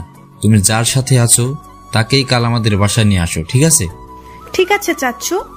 ইরার চাচা ফোন রেখে দেয় আর ইরা আমাকে বলতে শুরু করলো, এখন কি হবে? আপনারই তো দোষ, আপনি মিথ্যা বলতে গেলেন কেন? সত্যি বললে যদি সমস্যা করতো পুলিশ, তাই। আর আমি আগে থেকেই ভেবে রেখেছি পথের সমস্যা হলে এগুলোই বলবো। তবে এই হারামি পুলিশটা যে চাচুর বন্ধু হবে কে জানতো। আচ্ছা টেনশন করবেন না, বাসায় গিয়ে সত্য কথাটা বলে দিবেন, তাহলেই তো হবে। ভয়টা আমাকে নিয়ে না, তোকে নিয়ে। কেন? জানি না কি হবে। ওরা তোকে কি বলবে, আমি কিভাবে সামলাবো বুঝতে পারছি না। ইরা ভেঙে পড়লো। এই মুহূর্তে আমি বা ইরাকে কি বলবো বুঝতে পারছি না। ভাবছি এর সাথে থাকলে সমস্যায় পড়তে হয়। ম্যাম বেশ টেনশনে পড়ে গেছে। একবার আমার দিকে তাকাচ্ছে আর একবার বাইরে। তাকে এই অবস্থা দেখে খুব মায়া হচ্ছে। তাই তার টেনশন কমানোর জন্য আমি তাকে ডেকে বললাম, ম্যাম এতটা টেনশন করে লাভ কি? যা হবার হবে। ওনাদের সব সত্যিটা বললে হয়তো ওনারা বুঝতে পারবে। সত্যটাই বা কিভাবে বলবো? আমার তো তাদের সামনে কথা বলতে ভয়ে হাত পা কাঁপে। আচ্ছা ম্যাম, ওনাদের সাথে আমি কথা বলবো। আরে তোর সাথে তারা কথাই বলবে না। সেটা দেখা যাবে। আগে তো বাসায় যাই। রাতটা কাটলো জেগে জেগেই। রাতের শেষে যানজট কেটে গেল। আমরা ঢাকা ফিরলাম আর সোজা ম্যামের বাসার সামনে হাজির হলাম। ম্যাম আমাকে বাইরে রেখে ভিতরে গেলেন। ভিতরে যে কি হচ্ছিল তা আমার অজানা। কিছু সময় পর ম্যামের সাথে তার পুরো পরিবার বাইরে আসলো। আমি তো তাদের দেখে ভয় শেষ। ম্যামের বাবাকে দেখে আরো ভয় বেড়ে গেল, কারণ উনি তো আমাকে চেনেন। অতঃপর স্যার আমার কাছে এসে বললেন, তুই তো আমার অফিসের পিয়ন, তাই না? জি স্যার। কথাটা শুনেই আশেপাশে সবাই হেসে উঠল, আর ইরা চাচা ইরাকে ডেকে বলল, আরে এত মানুষ থাকতে তুই কিনা একটা পিয়নের সাথে লং ড্রাইভে গিয়েছিলি? ইরা চুপ করে আছে, কারণ সে এখানে কথা বলতে সাহস পাবে না, চুপচাপ থাকতে হবে তাকে। এবার স্যার আমাকে বললেন, তোকে যেন আর অফিসে না দেখি, ঠিক আছে? ঠিক আছে স্যার। আমি চলে আসলাম ওদের ওইখান থেকে। বাইরে এসে দীর্ঘ একটা নিঃশ্বাস ফেললাম। যাক, যেমন কোনো বকা দেয়নি, ম্যামকেও হয়তো কিছু বলেনি। নিজের বাসায় আসলাম। 2 দিন পর খাওয়া দাওয়া বন্ধ হয়ে যাবে, কারণ পকেটে টাকা প্রায় শেষ। শুয়ে শুয়ে ভাবছি এখানে থাকতে না পারলে চলে যাব। দিনটা কোনো রকমে পার করলাম। পরদিন সকালে ঘুম থেকে জাগনা পেলাম, কিন্তু বিছানা থেকে উঠতে ইচ্ছে করছে না। হঠাৎ মোবাইলে একটা মেসেজ আসলো, তাই মোবাইলটা হাতে নিয়ে দেখলাম বিকাশ কোম্পানি থেকে মেসেজ এসেছে। বিরক্ত হয়ে ফোনটা রেখে দিলাম। শুয়ে শুয়ে টাকার কথা ভাবছি, এমন সময় মনে হলো মোবাইলের স্ক্রিনে কিছু একটা দেখেছি। ঝটপট মোবাইলে হাতে নিয়ে দেখি আমার অ্যাকাউন্টে কে জানি 25,000 টাকা পাঠিয়েছে। আরও একটা মেসেজ আছে, সেটা ম্যামের নাম্বার থেকে এসছে। মেসেজটা সেন্ড করে দেখি শুধু উনি ব্রেকআপ লিখে পাঠিয়েছে। নিজে নিজে বুঝে নিলাম টাকাটা উনিই পাঠিয়েছেন, হয়তো আমার প্রতি তার দয়া হয়েছে। যাক, টাকাটা পেয়ে আমারও ভালোই হলো, অন্য একটা কাজ খুঁজতে সুবিধা হবে। ম্যামের সাথে কোনোদিন দেখা হলে ধন্যবাদ দিব। কিছুক্ষণ পর আমার রুমের দরজায় কেউ নক করেছে। আলসেমি সেরে উঠে দরজা খুললাম, দেখি পাশের বাসার বড় ভাই এসেছে, যার কাছে আমি টাকা ধার নিয়েছি। সে আমাকে বলল, শুভ, টাকাটা আমার আজ খুব প্রয়োজন, তুই যেভাবে পারিস আমাকে টাকাটা দে। আচ্ছা, আপনি বাসায় যান, আমি টাকা নিয়ে আসতেছি। অতঃপর দরজাটা লাগিয়ে দিয়ে বিছানায় মোবাইলটা নিতে যাব, তখনই আবার নক। তাই কেমন যেন একটা রাগ উঠলো মাথায়। তখনই দরজাটা খুলেই বললাম, আরে ভাই, বললাম তো দিয়ে আসবো। খুব ধমকে সরে বলেছি। আমার এমন করে কথাটা বলা ভুল হয়েছে, কারণ সামনে ইরা ম্যাম দাঁড়িয়ে আছে। তখন ম্যাম আমাকে বললেন, কি সমস্যা, এত রেগে আছিস কেন? আপনি এখানে? আমি বেশ অবাক, ম্যামকে এখানে এইভাবে আশা করিনি। আমার সামনে থেকে সর কুত্তা, ভেতরে যাব। আমি সরে দাঁড়াতেই উনি ভিতরে ঢুকলেন আর সোজা আমার বিছানায় গিয়ে নিজের শরীরটা এলিয়ে দিলেন। আমাকে বলল, ফ্রেশ হয়ে নে। আজকেও আবার কোথাও যাবেন নাকি? আরে না, তুই যা, ফ্রেশ হয়ে নে, কথা আছে। আচ্ছা, আমি বাইরে থেকে আসছি একটু। ওকে। আমি বাইরে এসে বিকাশ থেকে টাকা তুলে বড় ভাইকে দিয়ে আসি। উনি যদি আবার আমার রুমে আসতো আর ম্যামকে দেখতো তাহলে ভিন্ন কিছু ভাবতো, তাই টাকাটা দিয়ে আসলাম। রুমে এসে দেখি ম্যাম ঘুমিয়ে গেছে। আমি কিছু না ভেবে ফ্রেশ হয়ে বাইরে আসলাম, আর ম্যামের দিকে তাকিয়ে ভাবলাম এই মেয়েটা যে কি হয়েছে। কিছুক্ষণ পর উনি চোখ খুললেন আর আমাকে দেখে বললেন, খাওয়া হইছে? না। টাকা না পাঠিয়ে দিলাম, এখনো খাসনি কেন? উঠতে দেরি হয়েছে তাই। যা, বাইরে থেকে খাবার নিয়ে আয়, একসাথে খাবো। ম্যাম, আপনি এই পরিবেশে খেতে পারবেন না। তুই পারলে আমিও পারবো। মনে মনে ভাবলাম, না, কথা বাড়িয়ে লাভ নেই, এই মেয়ে আমার কথা শুনবে না। তাই বাইরে গিয়ে ম্যামের কথা মতো খাবার নিয়ে আসলাম। সকালে সকালে বিরিয়ানি নিয়ে আসলাম, কি কিনবো ভেবে না পেয়ে এটা নিয়ে আসলাম। বাসায় এসে দেখি ম্যাম আমার বিছানায় গোছাচ্ছেন, তাই আমি তড়িঘড়ি করে বললাম, ম্যাম ছি, কি করেন এসব? যদি আপনার পরিবার জানে তো হলে আমাকে মেরে ফেলবে। ম্যাম প্লিজ আপনি চলে যান। চুপ থাক, খাবার এনেছিস? জি। তোর সাথে তো ব্রেকআপ হয়েছে আমার, তাই না? সেটা আমি কি জানি? ওই যে সকালে মেসেজ দিলাম। ওইটা আপনি কি জন্য দেন আমি জানি না। ব্রেকআপ হয়েছে তাই লিখেছি। ওহ ভালো। ম্যাম আপনি খাবার খেয়ে বাসায় চলে যান। আপনার সাথে থেকে আমার চাকরিটা গেছে, কিন্তু জীবনটা যাক তা আমি চাই না। চাকরি গেছে তো কি হয়েছে, আপনাকে তো বেতন দেওয়া হয়েছে। এত টাকা কেন দিয়েছেন? 20,000 টাকা তোর, আর বাকি 5,000 টাকা তোর বেতন। যদিও আরো কিছু টাকা আছে, তবে মাস শেষে দিয়ে দেব। কাজ না করে টাকা আমি নিব না। কাজ তো তোকে দিবই। কি কাজ? আমার সাথে সময় কাটানোর জন্য। আমাকে তো পাইছেন। মানে কি? মানে বুঝেন না? মানে আমি কি আপনার বিএফ যে আপনাকে সময় দিব? তুই আমার মুখের উপরে কথা বলিস। Sorry ma'am. তোর সাথে কোনো কথা নেই, যা।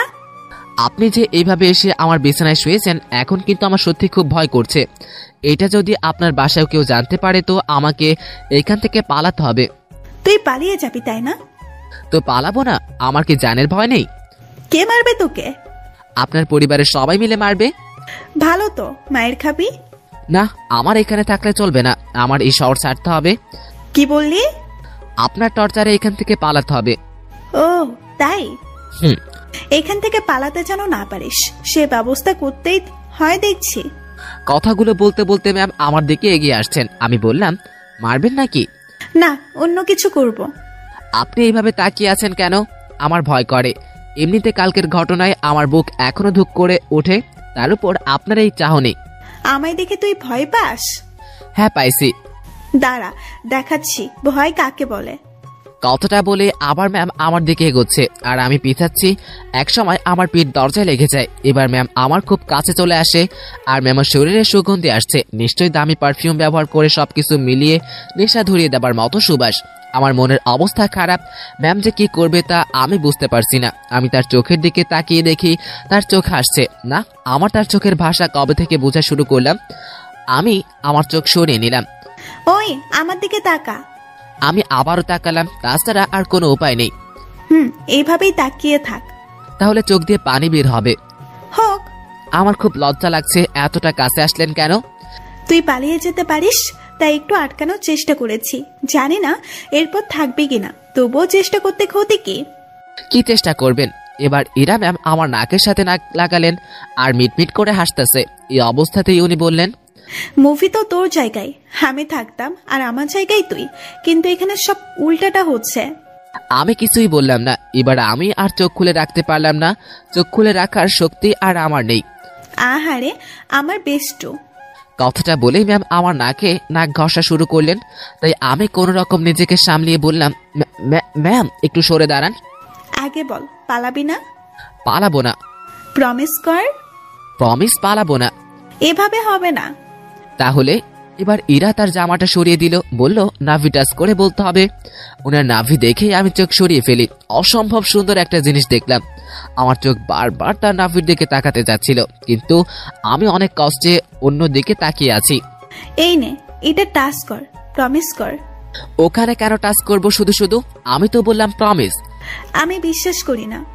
ম্যাম ওখানে আমি হাত দিতে পারবো না, যত যাই বলেন। কেন? আপনার যে বড় হবে সেই দিবে। আচ্ছা তুই আমার হবু বর, নে এখন চাষ কর। ছি ম্যাম, কি বলেন? এক কথা এতবার বলতে বলিনি তোকে, তোকে হাত দিতে বলেছি না? আমার লজ্জা করে। তোর লজ্জা আমি, রাগাবি না বলে দিলাম। মনে মনে ভাবছি ম্যামের মাথা গেছে মনে হয়, না হলে এইসব কথা বলছে, তাও আমাকে ওনাকে জিজ্ঞেস করা ছাড়া কোনো উপায় নেই। তাই বললাম, ম্যাম এমন করতেছেন কেন? তখন ম্যাম আমার গালে থাপ্পড় দিয়ে বলল, আমি যেটা তোকে বলছিস সেটা না করে তুই আমাকে প্রশ্ন করিস? তাহলে সত্যি কি ধরবো? তো আমি ভাবছি মায়ের খাওয়া থেকে ধরাই ভালো। আর সত্য কথা বলতে নাভি দেখার পর আমিও আর লোভ সামলাতে পারছি না। এবার আমি জাস্ট ওনার নাভিতে হাত রাখলাম। উনি সাথে সাথেই একবার চোখ বন্ধ করে আবার খুললেন। চুপ কেন? কথা দিলাম যাব না।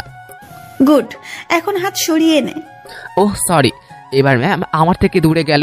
আমি হাফ ছেড়ে বাঁচলাম। আবার ম্যাম আমাকে বলতে শুরু করলো, বাবাকে চ্যালেঞ্জ করে আসছি আমি, তোকেই বিয়ে করব বলে। ও আল্লাহ, না ম্যাম এসব কি বলছেন আপনি? তুই বুঝবি না, আমি তোকে টাকাটা দেওয়ার পর ঝগড়াটা লাগছে। আমাকে নিয়ে আপনার পরিবারের সাথে ঝগড়া করতে গেছেন কেন? ওরা আমার চরিত্র নিয়ে কথা উঠাইছে, তারপরেও আরো বলছে তোর সাথে নাকি আমার প্রেম আছে। আচ্ছা মাথা ঠান্ডা করেন। হ্যাঁ, তোকে আমার সাথে আমাদের বাসায় নিয়ে গেলেই আমার মাথা ঠান্ডা হবে। এবার আমি শেষ। ম্যাম কি বলেন এগুলা? আমি কেন যাব? ঝগড়ার সময় বলেছি আমি তোকে ভালোবাসি, তোকেই আমি বিয়ে করব, আর তুই আমাদের বাসায় থাকবি। মানে আপনি আমার উপরে যাওয়ার টিকিট নিয়ে আসছেন তাই না? জানি না, ব্যাগ গুছিয়ে নে আর আমার সাথে চল। এই মাত্র বলেন আমি যেন না পালাই, আর এখন বলছেন আপনাদের বাসায় নিয়ে যাবেন। দেখে নিলাম তুই আমার উপর কতটা দুর্বল আর কতটা ভালোবাসিস। না, আপনি কি যেন বললেন? আমি আমাকে আর কিছু না বলতে দিয়ে ম্যাম বললেন, সাধু ড্যাব ড্যাব করে আমার দিকে তাকিয়ে থাকিস, আর এক্ষুনি আমার নাভির দিকে তাকিয়েছিলি। আমি মনে হয় কিচ্ছু বুঝি না। ওনার যা কথার স্প্লিট, আমি ওনার সাথে পেরে উঠছিলাম না। এখন ওনার বায়না আমাকে তার বাসাতে নিয়ে যাবে। আর যাই হোক, আমার জানটা অকালে চলে যাক সেটা তো আমি চাই না। আমি তো যাব না, মনে মনে ঠিক করলাম। এখন ম্যামকে বোঝাতে হবে, ম্যাম আমি যাব না। রুমে ছুরি নেই? কি করবেন? হাত কাটবো আমার। এই না, তোর সাথে কথা নেই, তুই মানা করার কে? যা, ব্রেকআপ। ছুরি কই সেটা বল। এবার ভয় পেয়ে গেলাম। না না ম্যাম, যাবো আমি। ধুত, তোর কাপড় গুছিয়ে নে। ওকে ওকে, ব্যাগ গুছিয়ে নিচ্ছি। না, তুই কাপড় ভাঁজ করে দে, আমি ব্যাগে উঠাচ্ছি। আমি কাপড়গুলা ভাঁজ করে নিচ্ছি আর ভাবছি আমি এরকম জেদ ধরা ভালোবাসার জন্য তার সাথে যাচ্ছি। এটা কি ঠিক হবে? তাই আমি ইরাকে ভয় ভয়ে বললাম, ম্যাম দেখেন, এরকম জেদ ধরা ভালোবাসা নিয়ে আপনার সাথে যাচ্ছি, এর কি কোনো গ্যারান্টি আছে নাকি সময় শেষ হলে, জেদ শেষ হলে আমাকে তাড়িয়ে দিবেন? ইরা কেমন ঢং করে আমার দিকে তাকালো আর তার কোমরে হাত রেখে আমাকে বলল, আমাকে কি আগের দিনের গ্রামের মাতব্বর মনে হয় যে 4-5টা বিয়ে করব? বিয়ে একটাই, আর ভালোবাসাও একটাই। আপনি কি আমাকে ভালোবাসেন? না। তাহলে নিয়ে যাচ্ছেন কেন? একসাথে থাকতে থাকতে ভালোবাসাটা হয়ে যাবে। আচ্ছা চলেন। দাঁড়া, কিছু কথা বলে নেই। জি বলেন। আমাদের তো জয়েন্ট ফ্যামিলি, বাসায় অনেক মানুষ আছে। কেউ যদি বলে তুই কি করিস, তখন কি বলবি?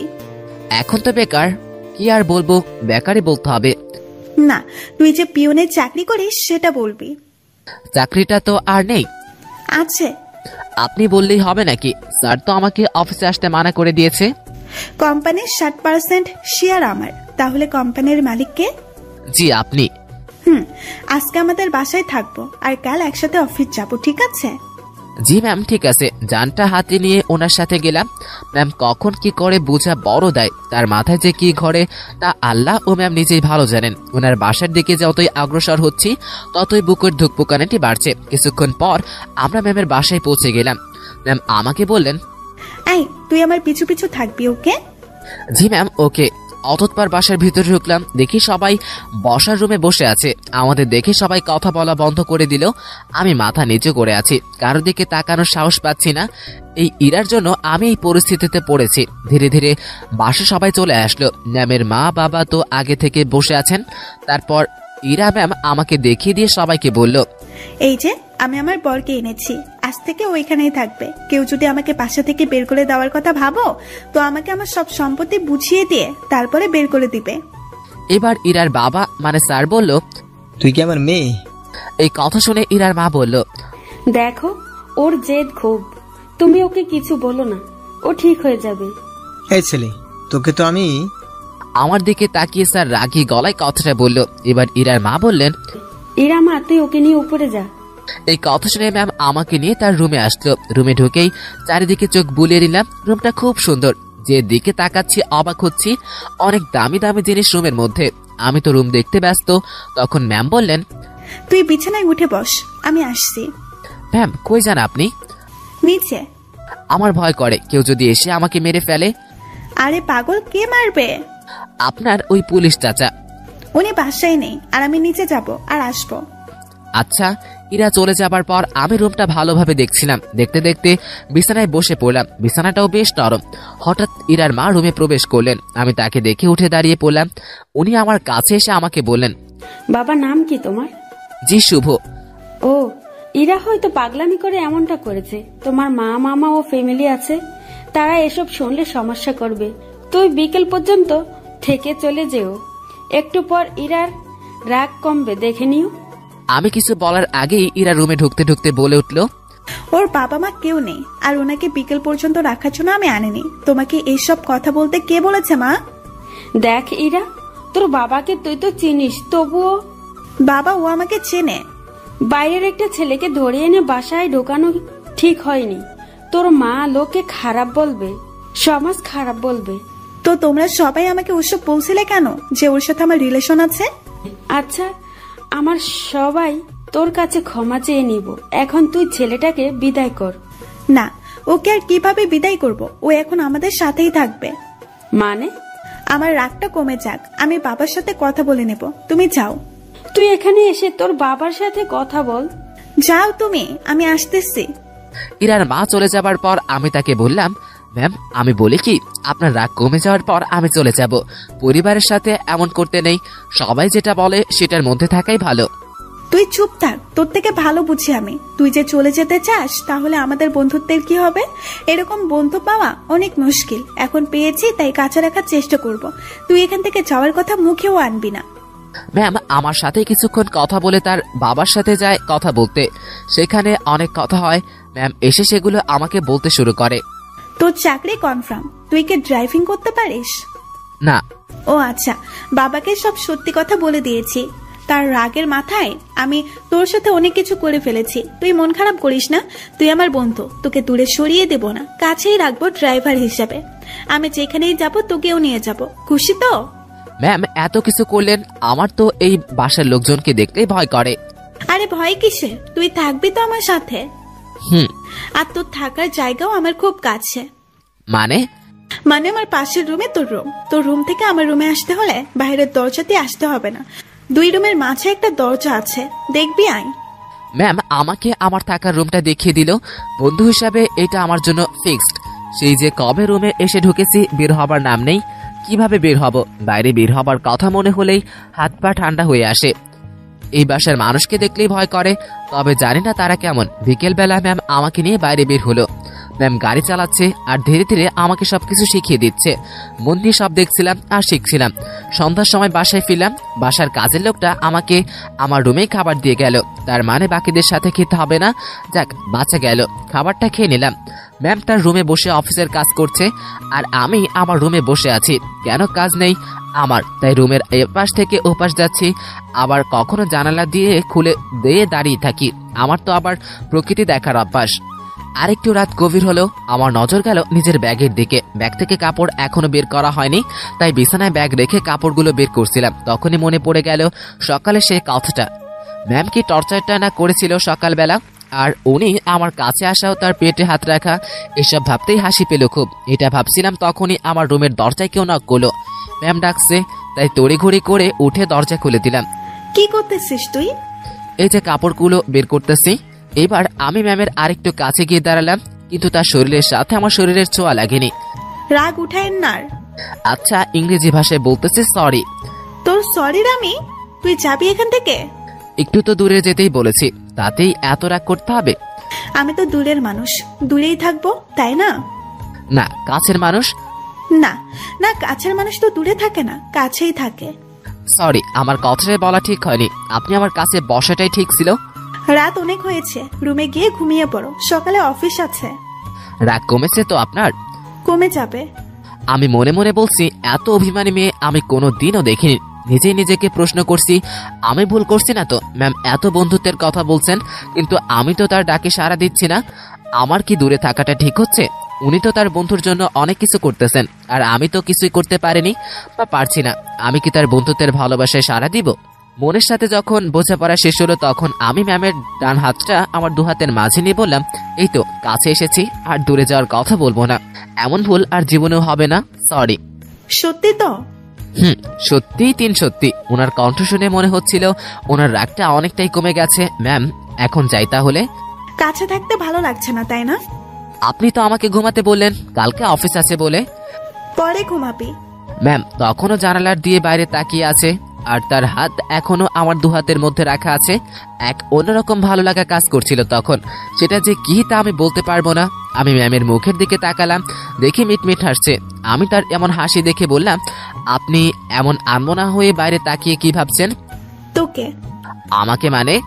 আরে পাগল, তুই আমার জীবনের এমন ভাবে আসলি, মানে আমি ভাবতেই পারিনি তোর মতো একটা গাধা। তবে ভালো মানুষের সাথে বন্ধুত্ব হয়েছে। তবে আমার পোড়া। তাহলে আর কি করব? যাই হোক, সব ঠিক হয়ে যাবে, যা ঘুমিয়ে পড়। আচ্ছা, গুড নাইট। Good night. পরের দিন সকালে ম্যামের সাথে অফিসে গেলাম। সবকিছু ঠিকঠাক চলছে, দিনের পর দিন যাচ্ছিল, আর আমার অবস্থা ততই ভালো হচ্ছিল। ম্যামের সাথে এখন কথা বলতে ভয় করে না, আর কোনো কিছু দরকার হলে সোজা সাপটা বলে দেই। এদিকে ড্রাইভিংটাও একটু একটু শিখেছি। বাসা 2-1 সাথে কপাও হয় মোটামুটি, সবকিছু স্বাভাবিকের দিকে বলা যায়। কিন্তু এমন একটা দিন আসলো যে আমার স্বাভাবিক মন আর ঠিক থাকলো না। ম্যামের বাবা ম্যামের বিয়ের জন্য ছেলে দেখছে। আজ অফিসে যাওয়া হয়নি আমাদের, কারণ ছেলেপক্ষ ম্যামকে দেখতে আসবে। কিন্তু কেন জানি আমার ভয় ভয় লাগছে। ভাবছি ইরার কি বিয়ে হওয়াটা খুব দরকার? এমন থাকলেও তো পারে না, আমি যা ভাবছি তা ভুল ভাবছি। বিয়ে তো হবেই। আমি আমার রুমে বসে চটফট করছিলাম। ম্যামের রুমে ওকে দিলাম। উনি তো বেশ স্বাভাবিকভাবেই আছেন, দেখে মনে হচ্ছে না উনি কোনো টেনশন বা ভয়ে আছেন। তাহলে আমি ভয় করছি কেন? আমি তাকে হারানোর ভয় করছি না তো? ছি, তাকে হারানোর কি আছে? সে তো আর আমার না। ম্যাম আমাকে বলেছেন উনি আমাকে ভালোবাসে, আর সেটা বন্ধু হিসাবে। আর আমি যেটা ভাবছি সেটা তো অন্য কিছু না। নিজের মনের অজান্তেই তাকে ভালোবেসে ফেলেছি। এসব কখন হলো? আমি তো এরকম কোনো কিছুই ভাবিনি তার সম্পর্কে। আমি আর আমার রুমে বসে থাকতে পারলাম না, তাই আমি ম্যামের রুমে গেলাম। ম্যাম বসে বই পড়ছে। আমাকে দেখে বলল, কিছু বলবি? হুম। বল। আপনাকে কি ছেলেপক্ষ দেখতে আসছে? তুই তো জানিস নতুন করে প্রশ্ন করার কি আছে। যদি তারা আপনাকে পছন্দ করে তাহলে কি আপনি রাজি হবেন বিয়ে করতে? ছেলে যদি ভালো হয়, পরিবার যদি ভালো হয়, তাহলে মানা করব কেন? তাই ঠিক। এটাই বলতে আসছিলি? না মানে হ্যাঁ। সকাল সকাল তোতলানো শুরু করেছিস, কিছু কি হয়েছে? একটা কথা বলার ছিল। এবার ম্যাম বয়টা রেখে আমাকে তার সামনাসামনি বসতে বলল। তোকে দেখে মনে হচ্ছে আমাকে কিছু বলতে চাচ্ছিস, কিন্তু ভয় পাচ্ছিস বলতে। ভয় নেই, বল। কিছু বলবেন না তো? আরে আমি তোর বন্ধু না, কিছু বলবো না, বল। আপনি আপনার বাবাকে বলে বিয়েটা ক্যান্সেল করে দিন। ওই বিয়ে তো ঠিকই হয়নি, কিভাবে ক্যান্সেল করব? আর কেনই বা করব? আরে আপনি চলে গেলে আমি কিভাবে থাকবো? ওই কিভাবে থাকবি মানে? বাসার সবাই যেমন ভাবে আছে তুইও ঠিক তেমন ভাবেই থাকবি। আমাকে ছাড়া আপনি কি থাকতে পারবেন? এবার ম্যাম আমার দিকে এক দৃষ্টিতে তাকিয়ে আছে, মনে হয় আমার কথা শুনে অবাক হয়েছে। ম্যাম আপনি এই বাসায় বিয়ে করেন? মানে তোর মাথা কি ঠিক আছে? I love you. মুখ ফসকে হোক আর যেভাবেই হোক আমি কথাটা বলে ফেললাম। মনে মনে ভাবছি বাংলায় বলবো, কিন্তু ইংরেজিতে বেরিয়ে গেল। আমার কথা শুনে ম্যাম মিটিমিটি করে হাসতেছেন আর বললেন, তুই যা বললি ভেবে বলছিস তো? না। কেন? এখানে ভাবার কি আছে, আমার ভয় হচ্ছিল তাই বললাম এটা। কেন তোর ভয় হলো? আপনার চলে যাবার কথা ভেবে। আমি চলে যাব তাতে কি হয়েছে? তুই একটা বিয়ে করবি, তার সাথে থাকবি, সে তোর কি আর করবে? না আপনাকে লাগবে। বাচ্চাদের মতো আবদার করতেছিস কেন? জানি না। আমি এক অন্যরকম শুভকে দেখছি, যে কখনো এভাবে আমার সাথে থেকে কিছু চায়নি। আচ্ছা তোর কি লাগবে, কেন লাগবে, সব বুঝিয়ে বল। আমি কিছু বুঝিয়ে বলতে পারবো না। আমার আপনাকে লাগবে, আর আপনাকে ভালোবাসার জন্য লাগবে। আমার এমন কথা শুনে ম্যাম লজ্জায় তো শেষ। ম্যাম অন্যদিকে তাকিয়ে হাসছে। এবার হাসি থামিয়ে বলল, তো এখন আমায় কি করতে হবে? আপনি বোঝেন না? যতই বুঝি না কেন, কিন্তু আপনাকে বলতে হবে আমি কি করব। একবার তো বললামই ভালোবাসতে হবে আর আমার কাছে থাকতে হবে। যদি বলি ভালোবাসি না? চুপ করে রইলাম। এই কথার উত্তর দে। তাহলে আর কি, আপনি চলে যাবেন আর আমিও চলে যাব। কোথায় যাবি? জানি না। তাই তো বলেন তো শুনি, ভালোবাসার বীজ কবে বপন করেছিলেন, আর সেটা থেকে চারা গাছ হলো কিভাবে? ইরা নামের একটা পাখি এসে আমার জমিতে তার মুখ থেকে ভালোবাসার বীজটা ফেলে দিয়ে যায়, আর সেই বীজটাই। পুরোটা বলার আগেই ম্যাম হাসতে হাসতে শেষ। ওনার হাসি দেখে আমার রাগ হচ্ছিল। আমি ওনাকে কিছু বোঝাতে চাচ্ছি আর উনি হেসে উড়িয়ে দিচ্ছেন। এবার উনি হাসি থামিয়ে বললেন, আজ সকালটা অন্যরকম ভাবে শুরু হলো, এমন হাসির কথা কখনো শুনিনি। ম্যামের কথা শুনে বেশ লজ্জা পেলাম। হয়তো মনের কথাটা বলা ঠিক হয়নি। আমি তার সামনে থেকে উঠলাম আর নিজের রুমে যাওয়ার জন্য পা বাড়ালাম। তখন ম্যাম ডাক দিয়ে বললেন, কই যাস? ঘুম পাচ্ছে, ঘুমাবো। ঘুম নাকি রাগ? না ঘুম। রাগ না ম্যাম, ঘুমই পাচ্ছে। আমার জানা আছে, তুই এখানে এসে বস। কথা না শুনলে বকা দিবে, তাই কথা না বাড়িয়ে আবার তার সামনাসামনি বসলাম। তখনই এরা বলল, আমার আর তোর মাঝের সম্পর্কটা কিসের বলতো? বন্ধুত্বের। তো আমি কি বন্ধুর কথা শুনে হাসতেও পারবো না? পারবেন। আর এখানে তো হাসলেন। কথার মধ্যে এমন রাগের সুর কেন? কই না তো। আচ্ছা ভেবে দেখ তো, তুই যে আমাকে ভালোবাসিস কথাটা বললি, আমি কি তা নিয়ে উপহাস করেছি? তোর কথা শুনে হাসি পাচ্ছিল তাই একটু হাসলাম।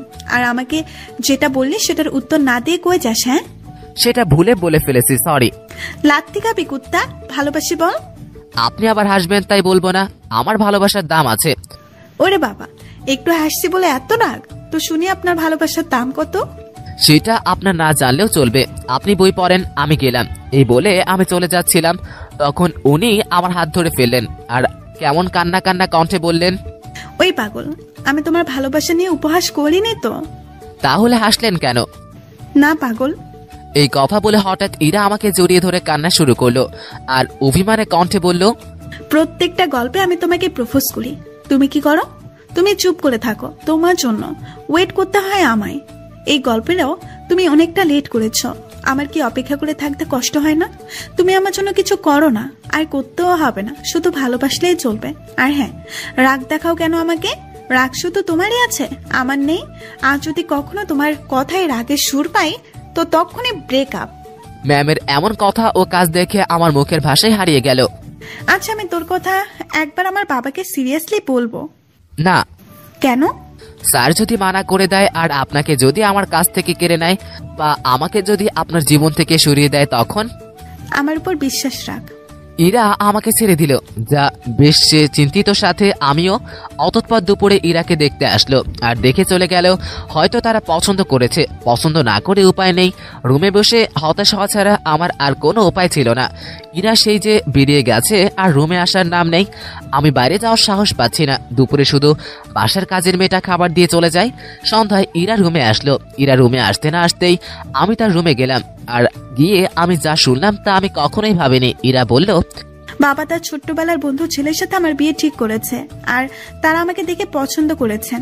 আর আজকে আমার পরিবারের সবাইকে অনেক খুশি দেখলাম। তাদের খুশির জন্য আমি বিয়েটা করব, ভাঙতে পারবো না।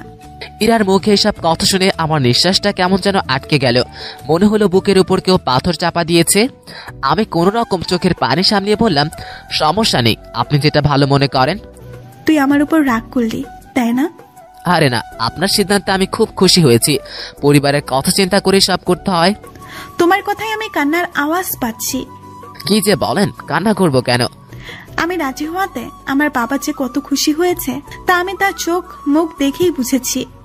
আচ্ছা, আপনি রেস্ট নেন, আমি আমার রুমে চাই। ইরা কিছু বলল না, চুপ করে বসে থাকলো। আমি রুমে আসলাম। ছেলেদের তো আর আওয়াজ করে কান্না করতে নেই, তবুও নিজেকে সামলাতে না পেরে নিঃশব্দে কিছুক্ষণ কান্না করলাম। রুমের মধ্যে আর ভালো লাগছে না, তাই ছাদের দিকে রওনা দিলাম। আমি কখনো যাইনি এই বাসায় ছাদে, আজই প্রথম যাচ্ছি। ছাদে পৌঁছে এক কোণে চুপটি করে দাঁড়িয়ে আছি। ভাবছি ম্যামের কাছ থেকে বিদায় নিয়ে এই বাসা থেকে চলে যাব, কারণ এই কষ্ট সহ্য করার মতো না। হঠাৎ ছাদে কারো উপস্থিতি টের পেলাম। একটা লোক আমার দিকে এগিয়ে আসছে। কাছে আসতেই বুঝতে পারলাম এটা ইরার চাচা। তিনি আমাকে বলল, এই শীতে এত রাতে এখানে কি করিস? না মানে এমনি বাতাস খেতে আসছে একটু। কি, এই শীতে বাতাস? রুমে বেশি ভালো লাগছিল না, তাই আর কি। বেশ চালাক তুই। আমি মনে মনে ভাবছি কি চালাকি করলাম। তখনই ইরার চাচা আবারও বলল, আমার কথায় সোজা উত্তর দিবি। জি স্যার। তুই ইরাকে ভালোবাসিস? কি বলবো বা কি বলা উচিত বুঝতে পারছি না। সত্যি বললে আবার কোনো বিপদ হবে না তো। ভাবছি সত্যিটা বলবো, যা হবার হবে। ভালোবাসি। তো কতদিন হলো তোদের রিলেশনের? কয়েক ঘন্টা। মানে? আজ সকালে ম্যামকে ভালোবাসি কথাটা বলেছি। প্রথমে হ্যাঁ বলেছিল, পরে ছেলেপক্ষ দেখে যাবার পর আমাকে না করে দেয়। কেন? ম্যাম, এই বিয়েতে রাজি হওয়ার আপনাদের বাসার সবাই খুশি হয়, আর আপনাদের হাসি খুশির মুখ দেখে ম্যাম আমাকে এসে মানা করে দেয়। বাহ, তুই তো বেশ সাহস নিয়ে কথা বলছিস। আমার সাথে তোর ভয় করছে না? আপনি তো সত্যিটা বলতে বললেন। তো এখন কি করবি? চলে যেতে হবে এখান থেকে। রাতেই? না, সকালে ওনার সাথে দেখা করে চলে যাব। তো দেবদাস হয়ে কোথায় ঘুরে বেড়াবি? চুপ হয়ে গেলাম। উনি মজা নিচ্ছিল, বেশ বোঝা যাচ্ছিল। চুপ হয়ে গেলি কেন বল? জি স্যার, কথাও না, আমি ভুল করেছি, মাফ করে দিন। আমি কাল সকালে চলে যাব। যা, রুমে যা। আচ্ছা। এই শোন, স্মোক করিস না। বাসা কোথায় তোর? রাজশাহী। ওকে, চলে যাস সকাল সকাল। নেক্সট টাইম আমার সামনে পড়লে সমস্যা হবে তোর। আমার সামনে যেন না দেখি। জি স্যার, আর দেখবেন না আমাকে। রুমে আসলাম তার সাথে কথা বলতে। আমার তো ভয় করছিলই না, চাচ্ছিলাম আরো কিছুক্ষণ কথা বলি। তারপর আমার সাথে ম্যামের চাচার যে কথা হয়েছে তা ম্যামকে জানানো দরকার। চলে গেলাম তার কাছে আর সবকিছু তাকে বলে চলে এলাম আমার রুমে। কিছু সময় পর মনে হলো আমি যে কাল চলে যাব সেটা তো ম্যামকে বলা হয়নি, তাই আবার ঢুকলাম তার রুমে। ঢুকেই তো আমার চোখ আটকে গেল, কারণ উনি ড্রেস চেঞ্জ করছিলেন তার রুমে। এইখানে আমার কোনো দোষ নেই, সব দোষ আমার এই চোখের, কারণ যা দেখা সব আমার চোখ দেখে নিয়েছে। আমি যখনও অন্যদিকে ঘুরে আমার রুমে চলে আসব, তখনই উনি বললেন, এই দাঁড়া। ম্যাম, আমি কিছু দেখিনি। কিছু দেখা না দেখার কথা আমি বলিনি। কি বলতে আসছিলি সেটা বল। কাল সকালে চলে যাচ্ছি। আরে অন্যদিকে ঘুরে আছিস কেন? আমার শরীরে পোশাক আছে, এখন এই দিকে তাকা। ঘুরে তার দিকে তাকালাম, এখন সব ঠিকঠাক আছে। কি জানি বলতেছিলি? এত জায়গা থাকতে রুমে কেন ড্রেস চেঞ্জ করতে হবে? এটা বলতে আসছিলি? আসলে আমি কাল সকালে চলে যাচ্ছি। কোথায়? আমার গ্রামের বাড়িতে। কেন? এখানে থাকতে পারছি না, আমার দম বন্ধ হয়ে আসছে। এতদিন তো এমন হয়নি, এখন কেন হচ্ছে? দেখেন, ভালোবাসার মানুষটির চোখের সামনে থেকে এইভাবে হারিয়ে যাবে তা আমি মানতে পারবো না। তুই যদি চাস ব্রেকআপ করে তারপর চলে যাবি। ঠিক আছে ব্রেকআপ, যা বলার বলে এসে কম্বল মুড়ি দিয়ে শুয়ে পড়লাম। উনার কথা ভাবতে ভাবতে চোখের পাতাটা বন্ধ হয়ে গেল। রাত তখন কতটা আমি জানি না, তবে আমার কম্বলের নিচে কাউকে অনুভব করলাম কেউ একজন এখানে এসে শুয়ে আছে। তখন আমার ঘুম ভাঙলো আর চোখ খোলাম, কম্বলটা মাথার উপর থেকে কম্বলটা সরিয়ে দেখলাম ইরা আমার পাশে শুয়ে আছে। আমি এটা দেখে তড়িঘড়ি করে উঠে বসলাম। এটা দেখে ইরা আমার দিকে ফ্যাল ফ্যাল করে তাকিয়ে আছে। ওনাকে দেখে আমি বেশ অবাক হলাম। কিছুদিন পর যার বিয়ে সে এত রাতে আমার সাথে ও আমার পাশে শুয়ে আছে, এই মেয়ের মতলবটা কি? তখন ম্যাম আমাকে বললেন, যেমন ছিলে তেমন করে শুয়ে থাক।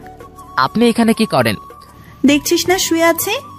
আপনার রুমে যান। এখানে কি? এটাও আমার রুম। এইভাবে এত কাছে আসা ঠিক না। কোনটা ঠিক কোনটা ভুল তোকে বলতে বলছি আমি? যেমনটা ঘুমিয়েছিলে তেমনটাই থাক। শোনেন, আপনি আমাকে আর কিছু বলতে দিল না। উনি উঠে আমার মুখ চেপে ধরলো, তারপর আমাকে শুয়ে দিয়ে উনি আমার পেটের উপর বসে কম্বলটা আমার পিছন দিয়ে গুজে দিল। তারপর ইরা তার ফোনের লাইট অন করে সাইডে রাখলো আর ম্যাম তার পা দুটো ভাঁজ করে ভালোভাবে আমার পেটের উপর বসলো। তারপর তার হাত দুটো আমার গালে রাখলো। বাইরে থেকে এই অবস্থা দেখে মনে হবে একটা ত্রিভুজের মতো, ভিতরে আলো থাকায় ছোট একটা ত্রিকোণ ঘরের মতোই লাগছিল। অতঃপর ম্যাম বলল, তোর সাহস কি করে হয় আমার সাথে ব্রেকআপ করার? শুভ, উত্তর দে, তা না হলে তোর খবর আছে। আপনার যাতে ভালো হয় সেই জন্যই করেছি। তুই ব্রেকআপ করার কে? করলে আমি করব। করতে পারি না। তুই কেন করবি? ভালো তো আমি বাসি, তাহলে ব্রেকআপ তো আমিই করব। আর আমি কি ভালোবাসি না? আমার থেকে কম, সো তোর ব্রেকআপের কোনো দাম নেই। আচ্ছা, আপনি পেটের উপর থেকে নামেন, আমার পেটে ব্যথা হচ্ছে। করলে করুক, আমি কি করব? আপনি যা করতেছেন সেটা কিন্তু ঠিক না। কি করতেছি আমি? এই যে এইভাবে বসে আছেন আবার। তোকে কি আমি জ্ঞান দিতে বলেছি? কথাটা বলেই ইরা তার হাত দিয়ে আমার ঠোঁট স্পর্শ করতে শুরু করলো, নাকে চোখে হাত বুলিয়ে দিল। আমি যে বসে আছি তাতে কি তোর খুব কষ্ট হচ্ছে? না, তবে এরকম ভাবে হাত দিচ্ছেন তা আমার ভালো লাগছে না। I love you. আপনার নতুন বরকে বললেন এসব? কথাটা বলার সাথে সাথে আমাকে একটা ঠাস করে থাপ্পড় দিল। আই লাভ ইউ টু বল, না হলে আরো মারবো। Too too too? কিসের টুটু? পুরোটা বল। ভালোবাসি আমিও। ওয়াও, খুব বলেছেন। চলেন এখন রোমান্স করি। ম্যাম ওয়েট, কিসের রোমান্স? আমি তো আপনার বর না, এগুলো ঠিক হবে না। আপনি আমার রুমে যান। আহারে, আমি তো রোমান্স করবই, সে বিয়ে হোক আর নাই হোক। ম্যাম এমন করছেন কেন? ছেড়ে দেন না। ওলে বাবুটা, খুব ভয় লাগছে তোমার? ইরা বসে থেকে এবার আমার পুরো শরীরের উপর শুয়ে পড়ল। বুকের ভিতর আমার দুরু দুরু শব্দ হচ্ছে। ইরা আমার বুকে তার দুই হাত রাখলো আর সেখানে তার থুতনিটা লাগলো। ও বোকা বোকা গলায় বলল, ভয় নেই, এই যে তোমার কাঁধ থেকে মাথা পর্যন্ত আজ আমি যা ইচ্ছে তাই করব। ইরাকে আর থামাতে পারলাম না। উনি ফোনের লাইটটা অফ করে দিয়ে আমার গলায় আর ঘাড়ে তার ঠোঁটে স্পর্শ দেওয়া শুরু করলো। তার খোলা চুলগুলো আমার সারা মুখে ছড়িয়েছিল। এদিকে তো উনি তার কাজ করে যাচ্ছেন। কিছুক্ষণ পর, আমি তোমার বুকে এখন ঘুমাবো, সকালে আমাকে ডেকে দিও। কি কিছু করতে পারি না? তুমি আবার কি করবা? তুমি মানে? সরি, আপনি যে এগুলা করলেন। ওই না, তুমি কেন করবা? তুমি কিছু করতে পারবে না। আচ্ছা, আপনার রুমে যান। রাগ কেন করছো? না, আমি রাগ কখন করলাম? আমি তো শুধু যেতে বললাম আপনার রুমে। কথাটা বলতেই ইরা মোবাইলের লাইটটা অন করলো আর উনি তার গলার ওড়নাটা সরিয়ে দিতে ধরলো। তখনই আমি তাকে থামিয়ে দিলাম। এই কি করছেন? তুমি যে বললে কি যেন করবে? আপনার এই গালটুকুই লাগবে শুধু। এই যে গালটুকুই? শুধু এর নিচে নামলেই মায়ের। ওকে? আচ্ছা। কি মানুষ রে বাবা, নাও করে না। উঠে বসে ওনার গালে আমার ঠোঁটের স্পর্শ দিতে লাগলাম। ইরার মতো আমিও বেশি সময় নিলাম না। একটু পর আমি বললাম, রুমে গিয়ে ঘুমিয়ে পড়ো। এটাই আমার রুম। এখানেই থাকবে? তারপর দুজনে দুজনের দিকে তাকিয়ে থাকলাম। হঠাৎ দুজনে কান্না করে দেই। ইরা বলল, এই তুমি কান্না করছো কেন? এইভাবে কখনো তো তোমাকে আর পাবো না তাই। দূর পাগল, কে বলছে পাবে না? তুমি তো চলেই যাবে। আমি থাকার চেষ্টা করব। আর তুমি কান্না করতেছো কেন? বলা যাবে না। বলো না। পাগলটাকে অনেক ভালোবেসে ফেলেছি। এবার ইরা আমার কপালের সাথে তার কপাল ঠেকালো। ওর চোখের পানি আমার মুখের উপরে পড়তেছে। আমি বললাম, অনেক কান্না হয়েছে, থামো। আমি এখানে থাকবো, না করো না প্লিজ। আচ্ছা থাকো। তোমার বুকের উপর ঘুমাবো। রাগ করবে না তো? না। এবার ইরা আমার বুকের উপর শুয়ে পড়লো। দুজন ভরে উঠবো, উঠে হাঁটতে বের হবো। না, তোমার কাকা আমাকে চলে যেতে বলেছে সকালে। ওনার সাথেই বের হব। কি? তোমাকে কিছু ভাবতে হবে না। উনি আমাকে দেখলেই গুলি করবে। আমি যদি বলি তাহলে উনি তোমাকে জামাই বলে ডাকবে। মানে? তুমি যে বললা তুমি ওনার সাথে কথা বলছো। উনি আবার আমাকে কল করেছিল, আমিও সব সত্যি কথা বলে দিয়েছি। উনি আবার কি বলছে জানো? আমাদের বিয়ের দায়িত্ব উনি নিয়েছেন আর সব উনি সামলাবেন। উনি তোমাকে অনেক পছন্দ করেছেন। কি জন্য? সেটা আমি কিভাবে বলবো? সত্য কথা বলেছো তাই হয়তো ভালো লেগেছে তার। ওহ, এবার কোনো কথা না, এবার শুধু ঘুম হবে পাগল। অতঃপর দুজনেই ঘুমিয়ে গেলাম। প্রতিদিন সকালে ইরা আমাকে ডেকে তুলল। তারপর হাঁটতে বের হলাম। পথে সত্যি সত্যি ইরার কাকার সাথে দেখা হলো। উনি আমাদের দেখে মুচকে আসলেন, কিছু বললেন না। এই চলো, জগিং করে ভুঁড়ি হতে দেওয়া যাবে না। ভুঁড়িওয়ালা বর আমার পছন্দ না। ইরার কথা শুনে মুচকে আসা ছাড়া আর কোনো উপায় নেই। সকালে সব কাজ শেষ করে অফিসে আসলাম দুজনে। অফিসে কেউ এই ব্যাপারে কিছুই জানে না, তাই কোনো সমালোচনাও হয়নি। এসব বিষয়ে জানলে কেউ না কেউ আমাকে ঠিকই জিজ্ঞাসা করত। দুপুরের পর শার্ট প্যান্ট ও কোট পরা এক ভদ্রলোক ম্যামের কেবিনে ঢুকলো। লোকটিকে দেখে কেমন জানি সন্দেহ হচ্ছিল আমার। কিছু সময় পর ইরা আমাকে ডাকলো। যাক, এবার তো হলে সন্দেহ দূর হবে। রুমে ঢুকে দেখি ম্যাম বেশ রাগান্বিত। আমি ম্যামকে বললাম, জি ম্যাম বলেন। এই যে এটাই আমার পাগল, দেখে নিন। আমাকে দেখিয়ে দিয়ে লোকটাকে বলল, এই কথা ম্যাম। ম্যামের কি লজ্জা শরম নেই? কেউ এইভাবে পরিচয় করিয়ে দেয়? তখন ম্যাম আবার লোকটাকে বললেন, তো আর কিছু বলবেন? এমন একটা ছেলেকে পছন্দ করেন আপনি? ওর কি কিছু আছে? আর দেখতেও কেমন জানি। ওই আমার পাগলের মধ্যে কি আছে না আছে আমি জানি, আপনাকে বুঝতে হবে না। আপনি আসতে পারেন। ভেবে দেখবেন, ওর সাথে থাকলে আপনার জীবন নষ্ট হতে পারে। এই শালা, ভাষা খারাপ করাবি না। জীবন নষ্ট হবে মানে? ম্যাম তো তাকে মারার জন্য উঠেছে। এতক্ষণে বুঝলাম এই লোকটা ম্যামকে দেখতে এসেছিল বিয়ে করার জন্য। ম্যাম যেভাবে মারার জন্য উঠে তা দেখে ভয় লোকটি চেয়ার উল্টে পড়ে যায়। ম্যামকে থামিয়ে আমি লোকটিকে টেনে তুললাম। দেখলি তো আমার পাগলের মধ্যে কি আছে। এবার সেই লোকটি চলে গেল। আমি বললাম, ম্যাম এইভাবে কেউ ভয় দেখায়? আরে ভাই বলিস না, মাথাটাই খারাপ করে দিচ্ছে। আমি কত বুঝালাম, বুঝলোই না। বলে বাইরে চলে আসতেছি, তখনই ম্যাম পিছন থেকে ডাক দিল, ওই আমার পাগল। জি ম্যাম বলেন। উনি মিসকে হেসে বললেন, কিছু ফাইল কপি করতে হবে, একটু সাহায্য করবেন? ঠিক আছে, দেন করে দিচ্ছি। আরে আমার রুমের মেশিনে কালি নেই, তুমি ম্যানেজারের রুম থেকে করে নিয়ে আসো। আচ্ছা। ইরা ফাইলগুলো আমার হাতে দিল। আমি হাতে নিলাম, কিন্তু উনি ফাইল ধরে আছেন আর আমিও ধরে আছি। উনি ছাড়ছেন না। রাগ করলে নাকি আবার? না, কি যে বলেন, কোন রাগ করব? এই যে কাজ করিয়ে নিচ্ছি বলে। এটা তো আমারই কাজ। তোমাকে দিয়ে কাজ করাতে ইচ্ছে করে না গো। কিন্তু আমার কাজ করতে ইচ্ছে করে। স্যার যান এখন, এগুলো কফি করে নিয়ে আসেন। আর হ্যাঁ, আজ বাসায় ফিরতে রাত হবে। সন্ধ্যায় বাইরে গিয়ে খেয়ে এসে আবার কাজ শুরু করব, ঠিক আছে? আচ্ছা ঠিক আছে। অতঃপর সন্ধ্যায় আমরা বাইরে গিয়ে খেয়ে আসলাম। তারপর আবার কাজ শুরু করলাম। বিকেল থেকেই আমি ম্যামের কেবিনেই বসে আছি আর ওনার কাজ দেখছি মনোযোগ দিয়েই। মাঝে মাঝে কথা হচ্ছে। কাজ প্রায় শেষের দিকে। তখন ম্যাম বললেন, আজ কি করব জানো? কি করবেন? এই যে তুমি করে বলো। কি করব? এক জগ চা বানিয়ে আমরা দুজন রাত 10টার পরে সাদে যাব। কেন? গল্প করব। এই ঠান্ডায় সাদে? রুমেই তো ভালো। আরে না, সাদে আগুনের ব্যবস্থা করব। তুমি আর আমি পাশাপাশি বসে চা খাবো আর গল্প করব। যদি আপনার বাবা দেখে তাহলে? আরে কাকা তো বাবাকে সব বলে দিয়েছে, তাই বাবা বিয়েটা ক্যান্সেল করে দিচ্ছে। আর সেই জন্য ছেলেটা আমার কাছে এসেছিল যাতে আমি বিয়েটা তার সাথেই করি। তারপর কি হলো তুই দেখলি। ওহ, এই ব্যাপার। জি, এখন বাসায় সবকিছু করতে পারবো। সব করবে মানে? বাসায় চলো, বাসায় গিয়ে বুঝাবো নে, ঠিক আছে পাগল? তারপর অফিস শেষে আমরা বাসাতে আসলাম। প্রতিদিনের মতো আমাকে আর রুমে খাবার খেতে হলো না। সবার সাথে বসেই খাচ্ছি। বেশ ভয় নেই, টেবিলে বসে আছি। ধীরে ধীরে সবার সাথে কথা বললাম। খাবার খাওয়া শেষ হলে ইরার বাবা আমাকে ডেকে বাইরে নিয়ে গেলেন আর আমাকে ইরার বাবা বললেন, দেখো, বাসার সবাই তোমাকে মেনে নিয়েছে, শুধু আমি বাদে। এর কারণ আছে। তুমি সামান্য একটা মানুষ আর কত বড় ফ্যামিলির দিকে হাত বাড়িয়েছো, সেটা কি খেয়াল করেছো? ধরো কাল তোমাদের বিয়ে দিয়ে দিলাম, তখন আমার মেয়েকে নিয়ে উঠবে কোথায়? স্যার, বিয়াদবি না নিলে আমি একটা কথা বলি। বলো। আপনার মেয়ে বলেছে ও কাজ করে খাওয়াবে কিছুদিন, আর মাঝে আমিও কিছু একটা করে ফেলতে পারবো ওর সাহায্যে। আমরা এমনটাই ভেবেছি। ওহ, বউয়ের হাতের কামাই খাবে? না, বন্ধুর হাতের কামাই খাবো। আমার মুখের উপর কথা বলছো? তো বলছিলাম মনে কিছু নিয়েন না। ওকে, 2 দিন পর তোমাদের বিয়ে, আর সমাজের নিয়ম অনুযায়ী আমার মেয়েকে নিয়ে বাসা থেকে বেরিয়ে যাবে। কোথায় যাবে সেটা আমি জানি না। ওকে? জি স্যার।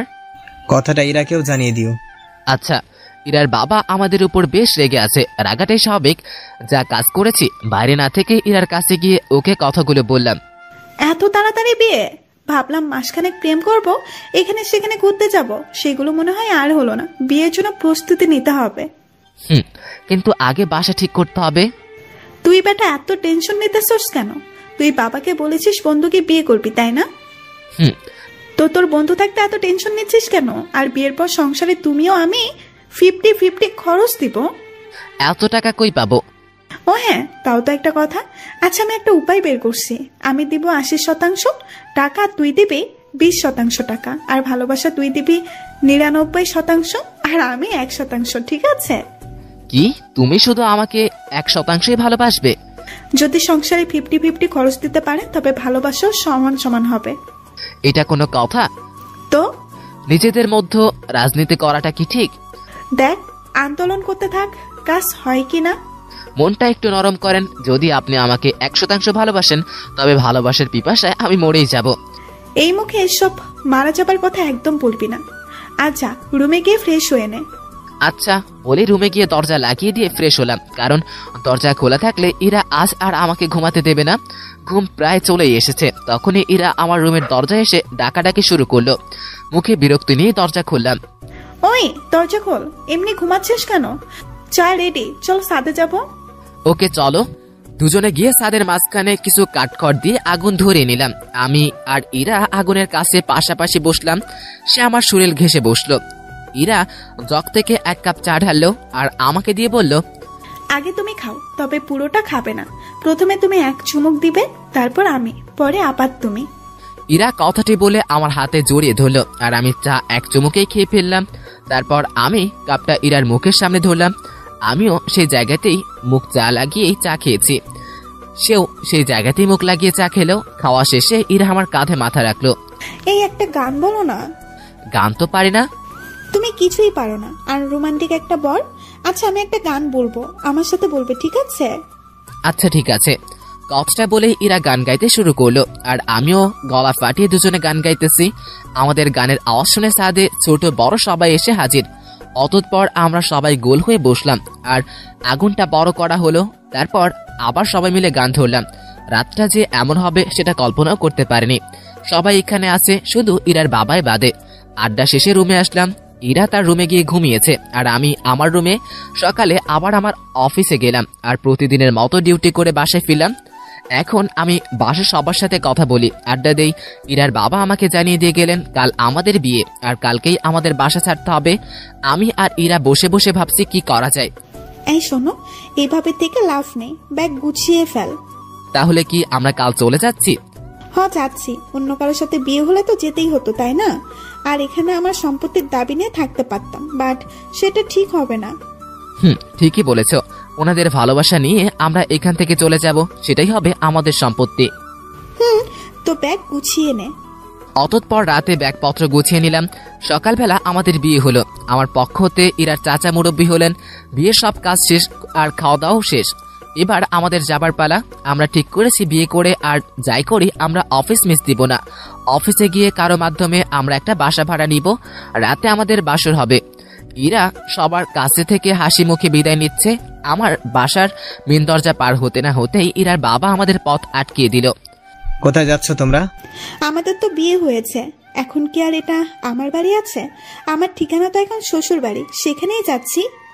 এটাই তো তোমার বাড়ি। যতই আমার হোক, আমি তো আর এখানে থাকবো না। তুমি কি আমার উপর রেগে আছো? না, রাখবো কেন? তো চলে যাচ্ছ কেন আমাদের ছেড়ে? তুমি তো চলে যেতে বলেছো। কোথাও যেতে হবে না, আমি তো শুধু তোমাদের ভালোবাসাটা পরীক্ষা করে দেখলাম। কথাটা বলা মাত্রই ইরা তার বাবাকে জড়িয়ে ধরে কান্না করে দিল। পরে আমরা দুজন জানতে পারলাম এটা ওনাদের একটা প্ল্যান ছিল। সবকিছু শেষে আমরা আমাদের রুমে ফিরে এলাম। তখনই অফিসে যেতে চাইছিলাম, কিন্তু সবাই ধরে রুমে পাঠিয়ে দিল। যাক, ভালোই হলো।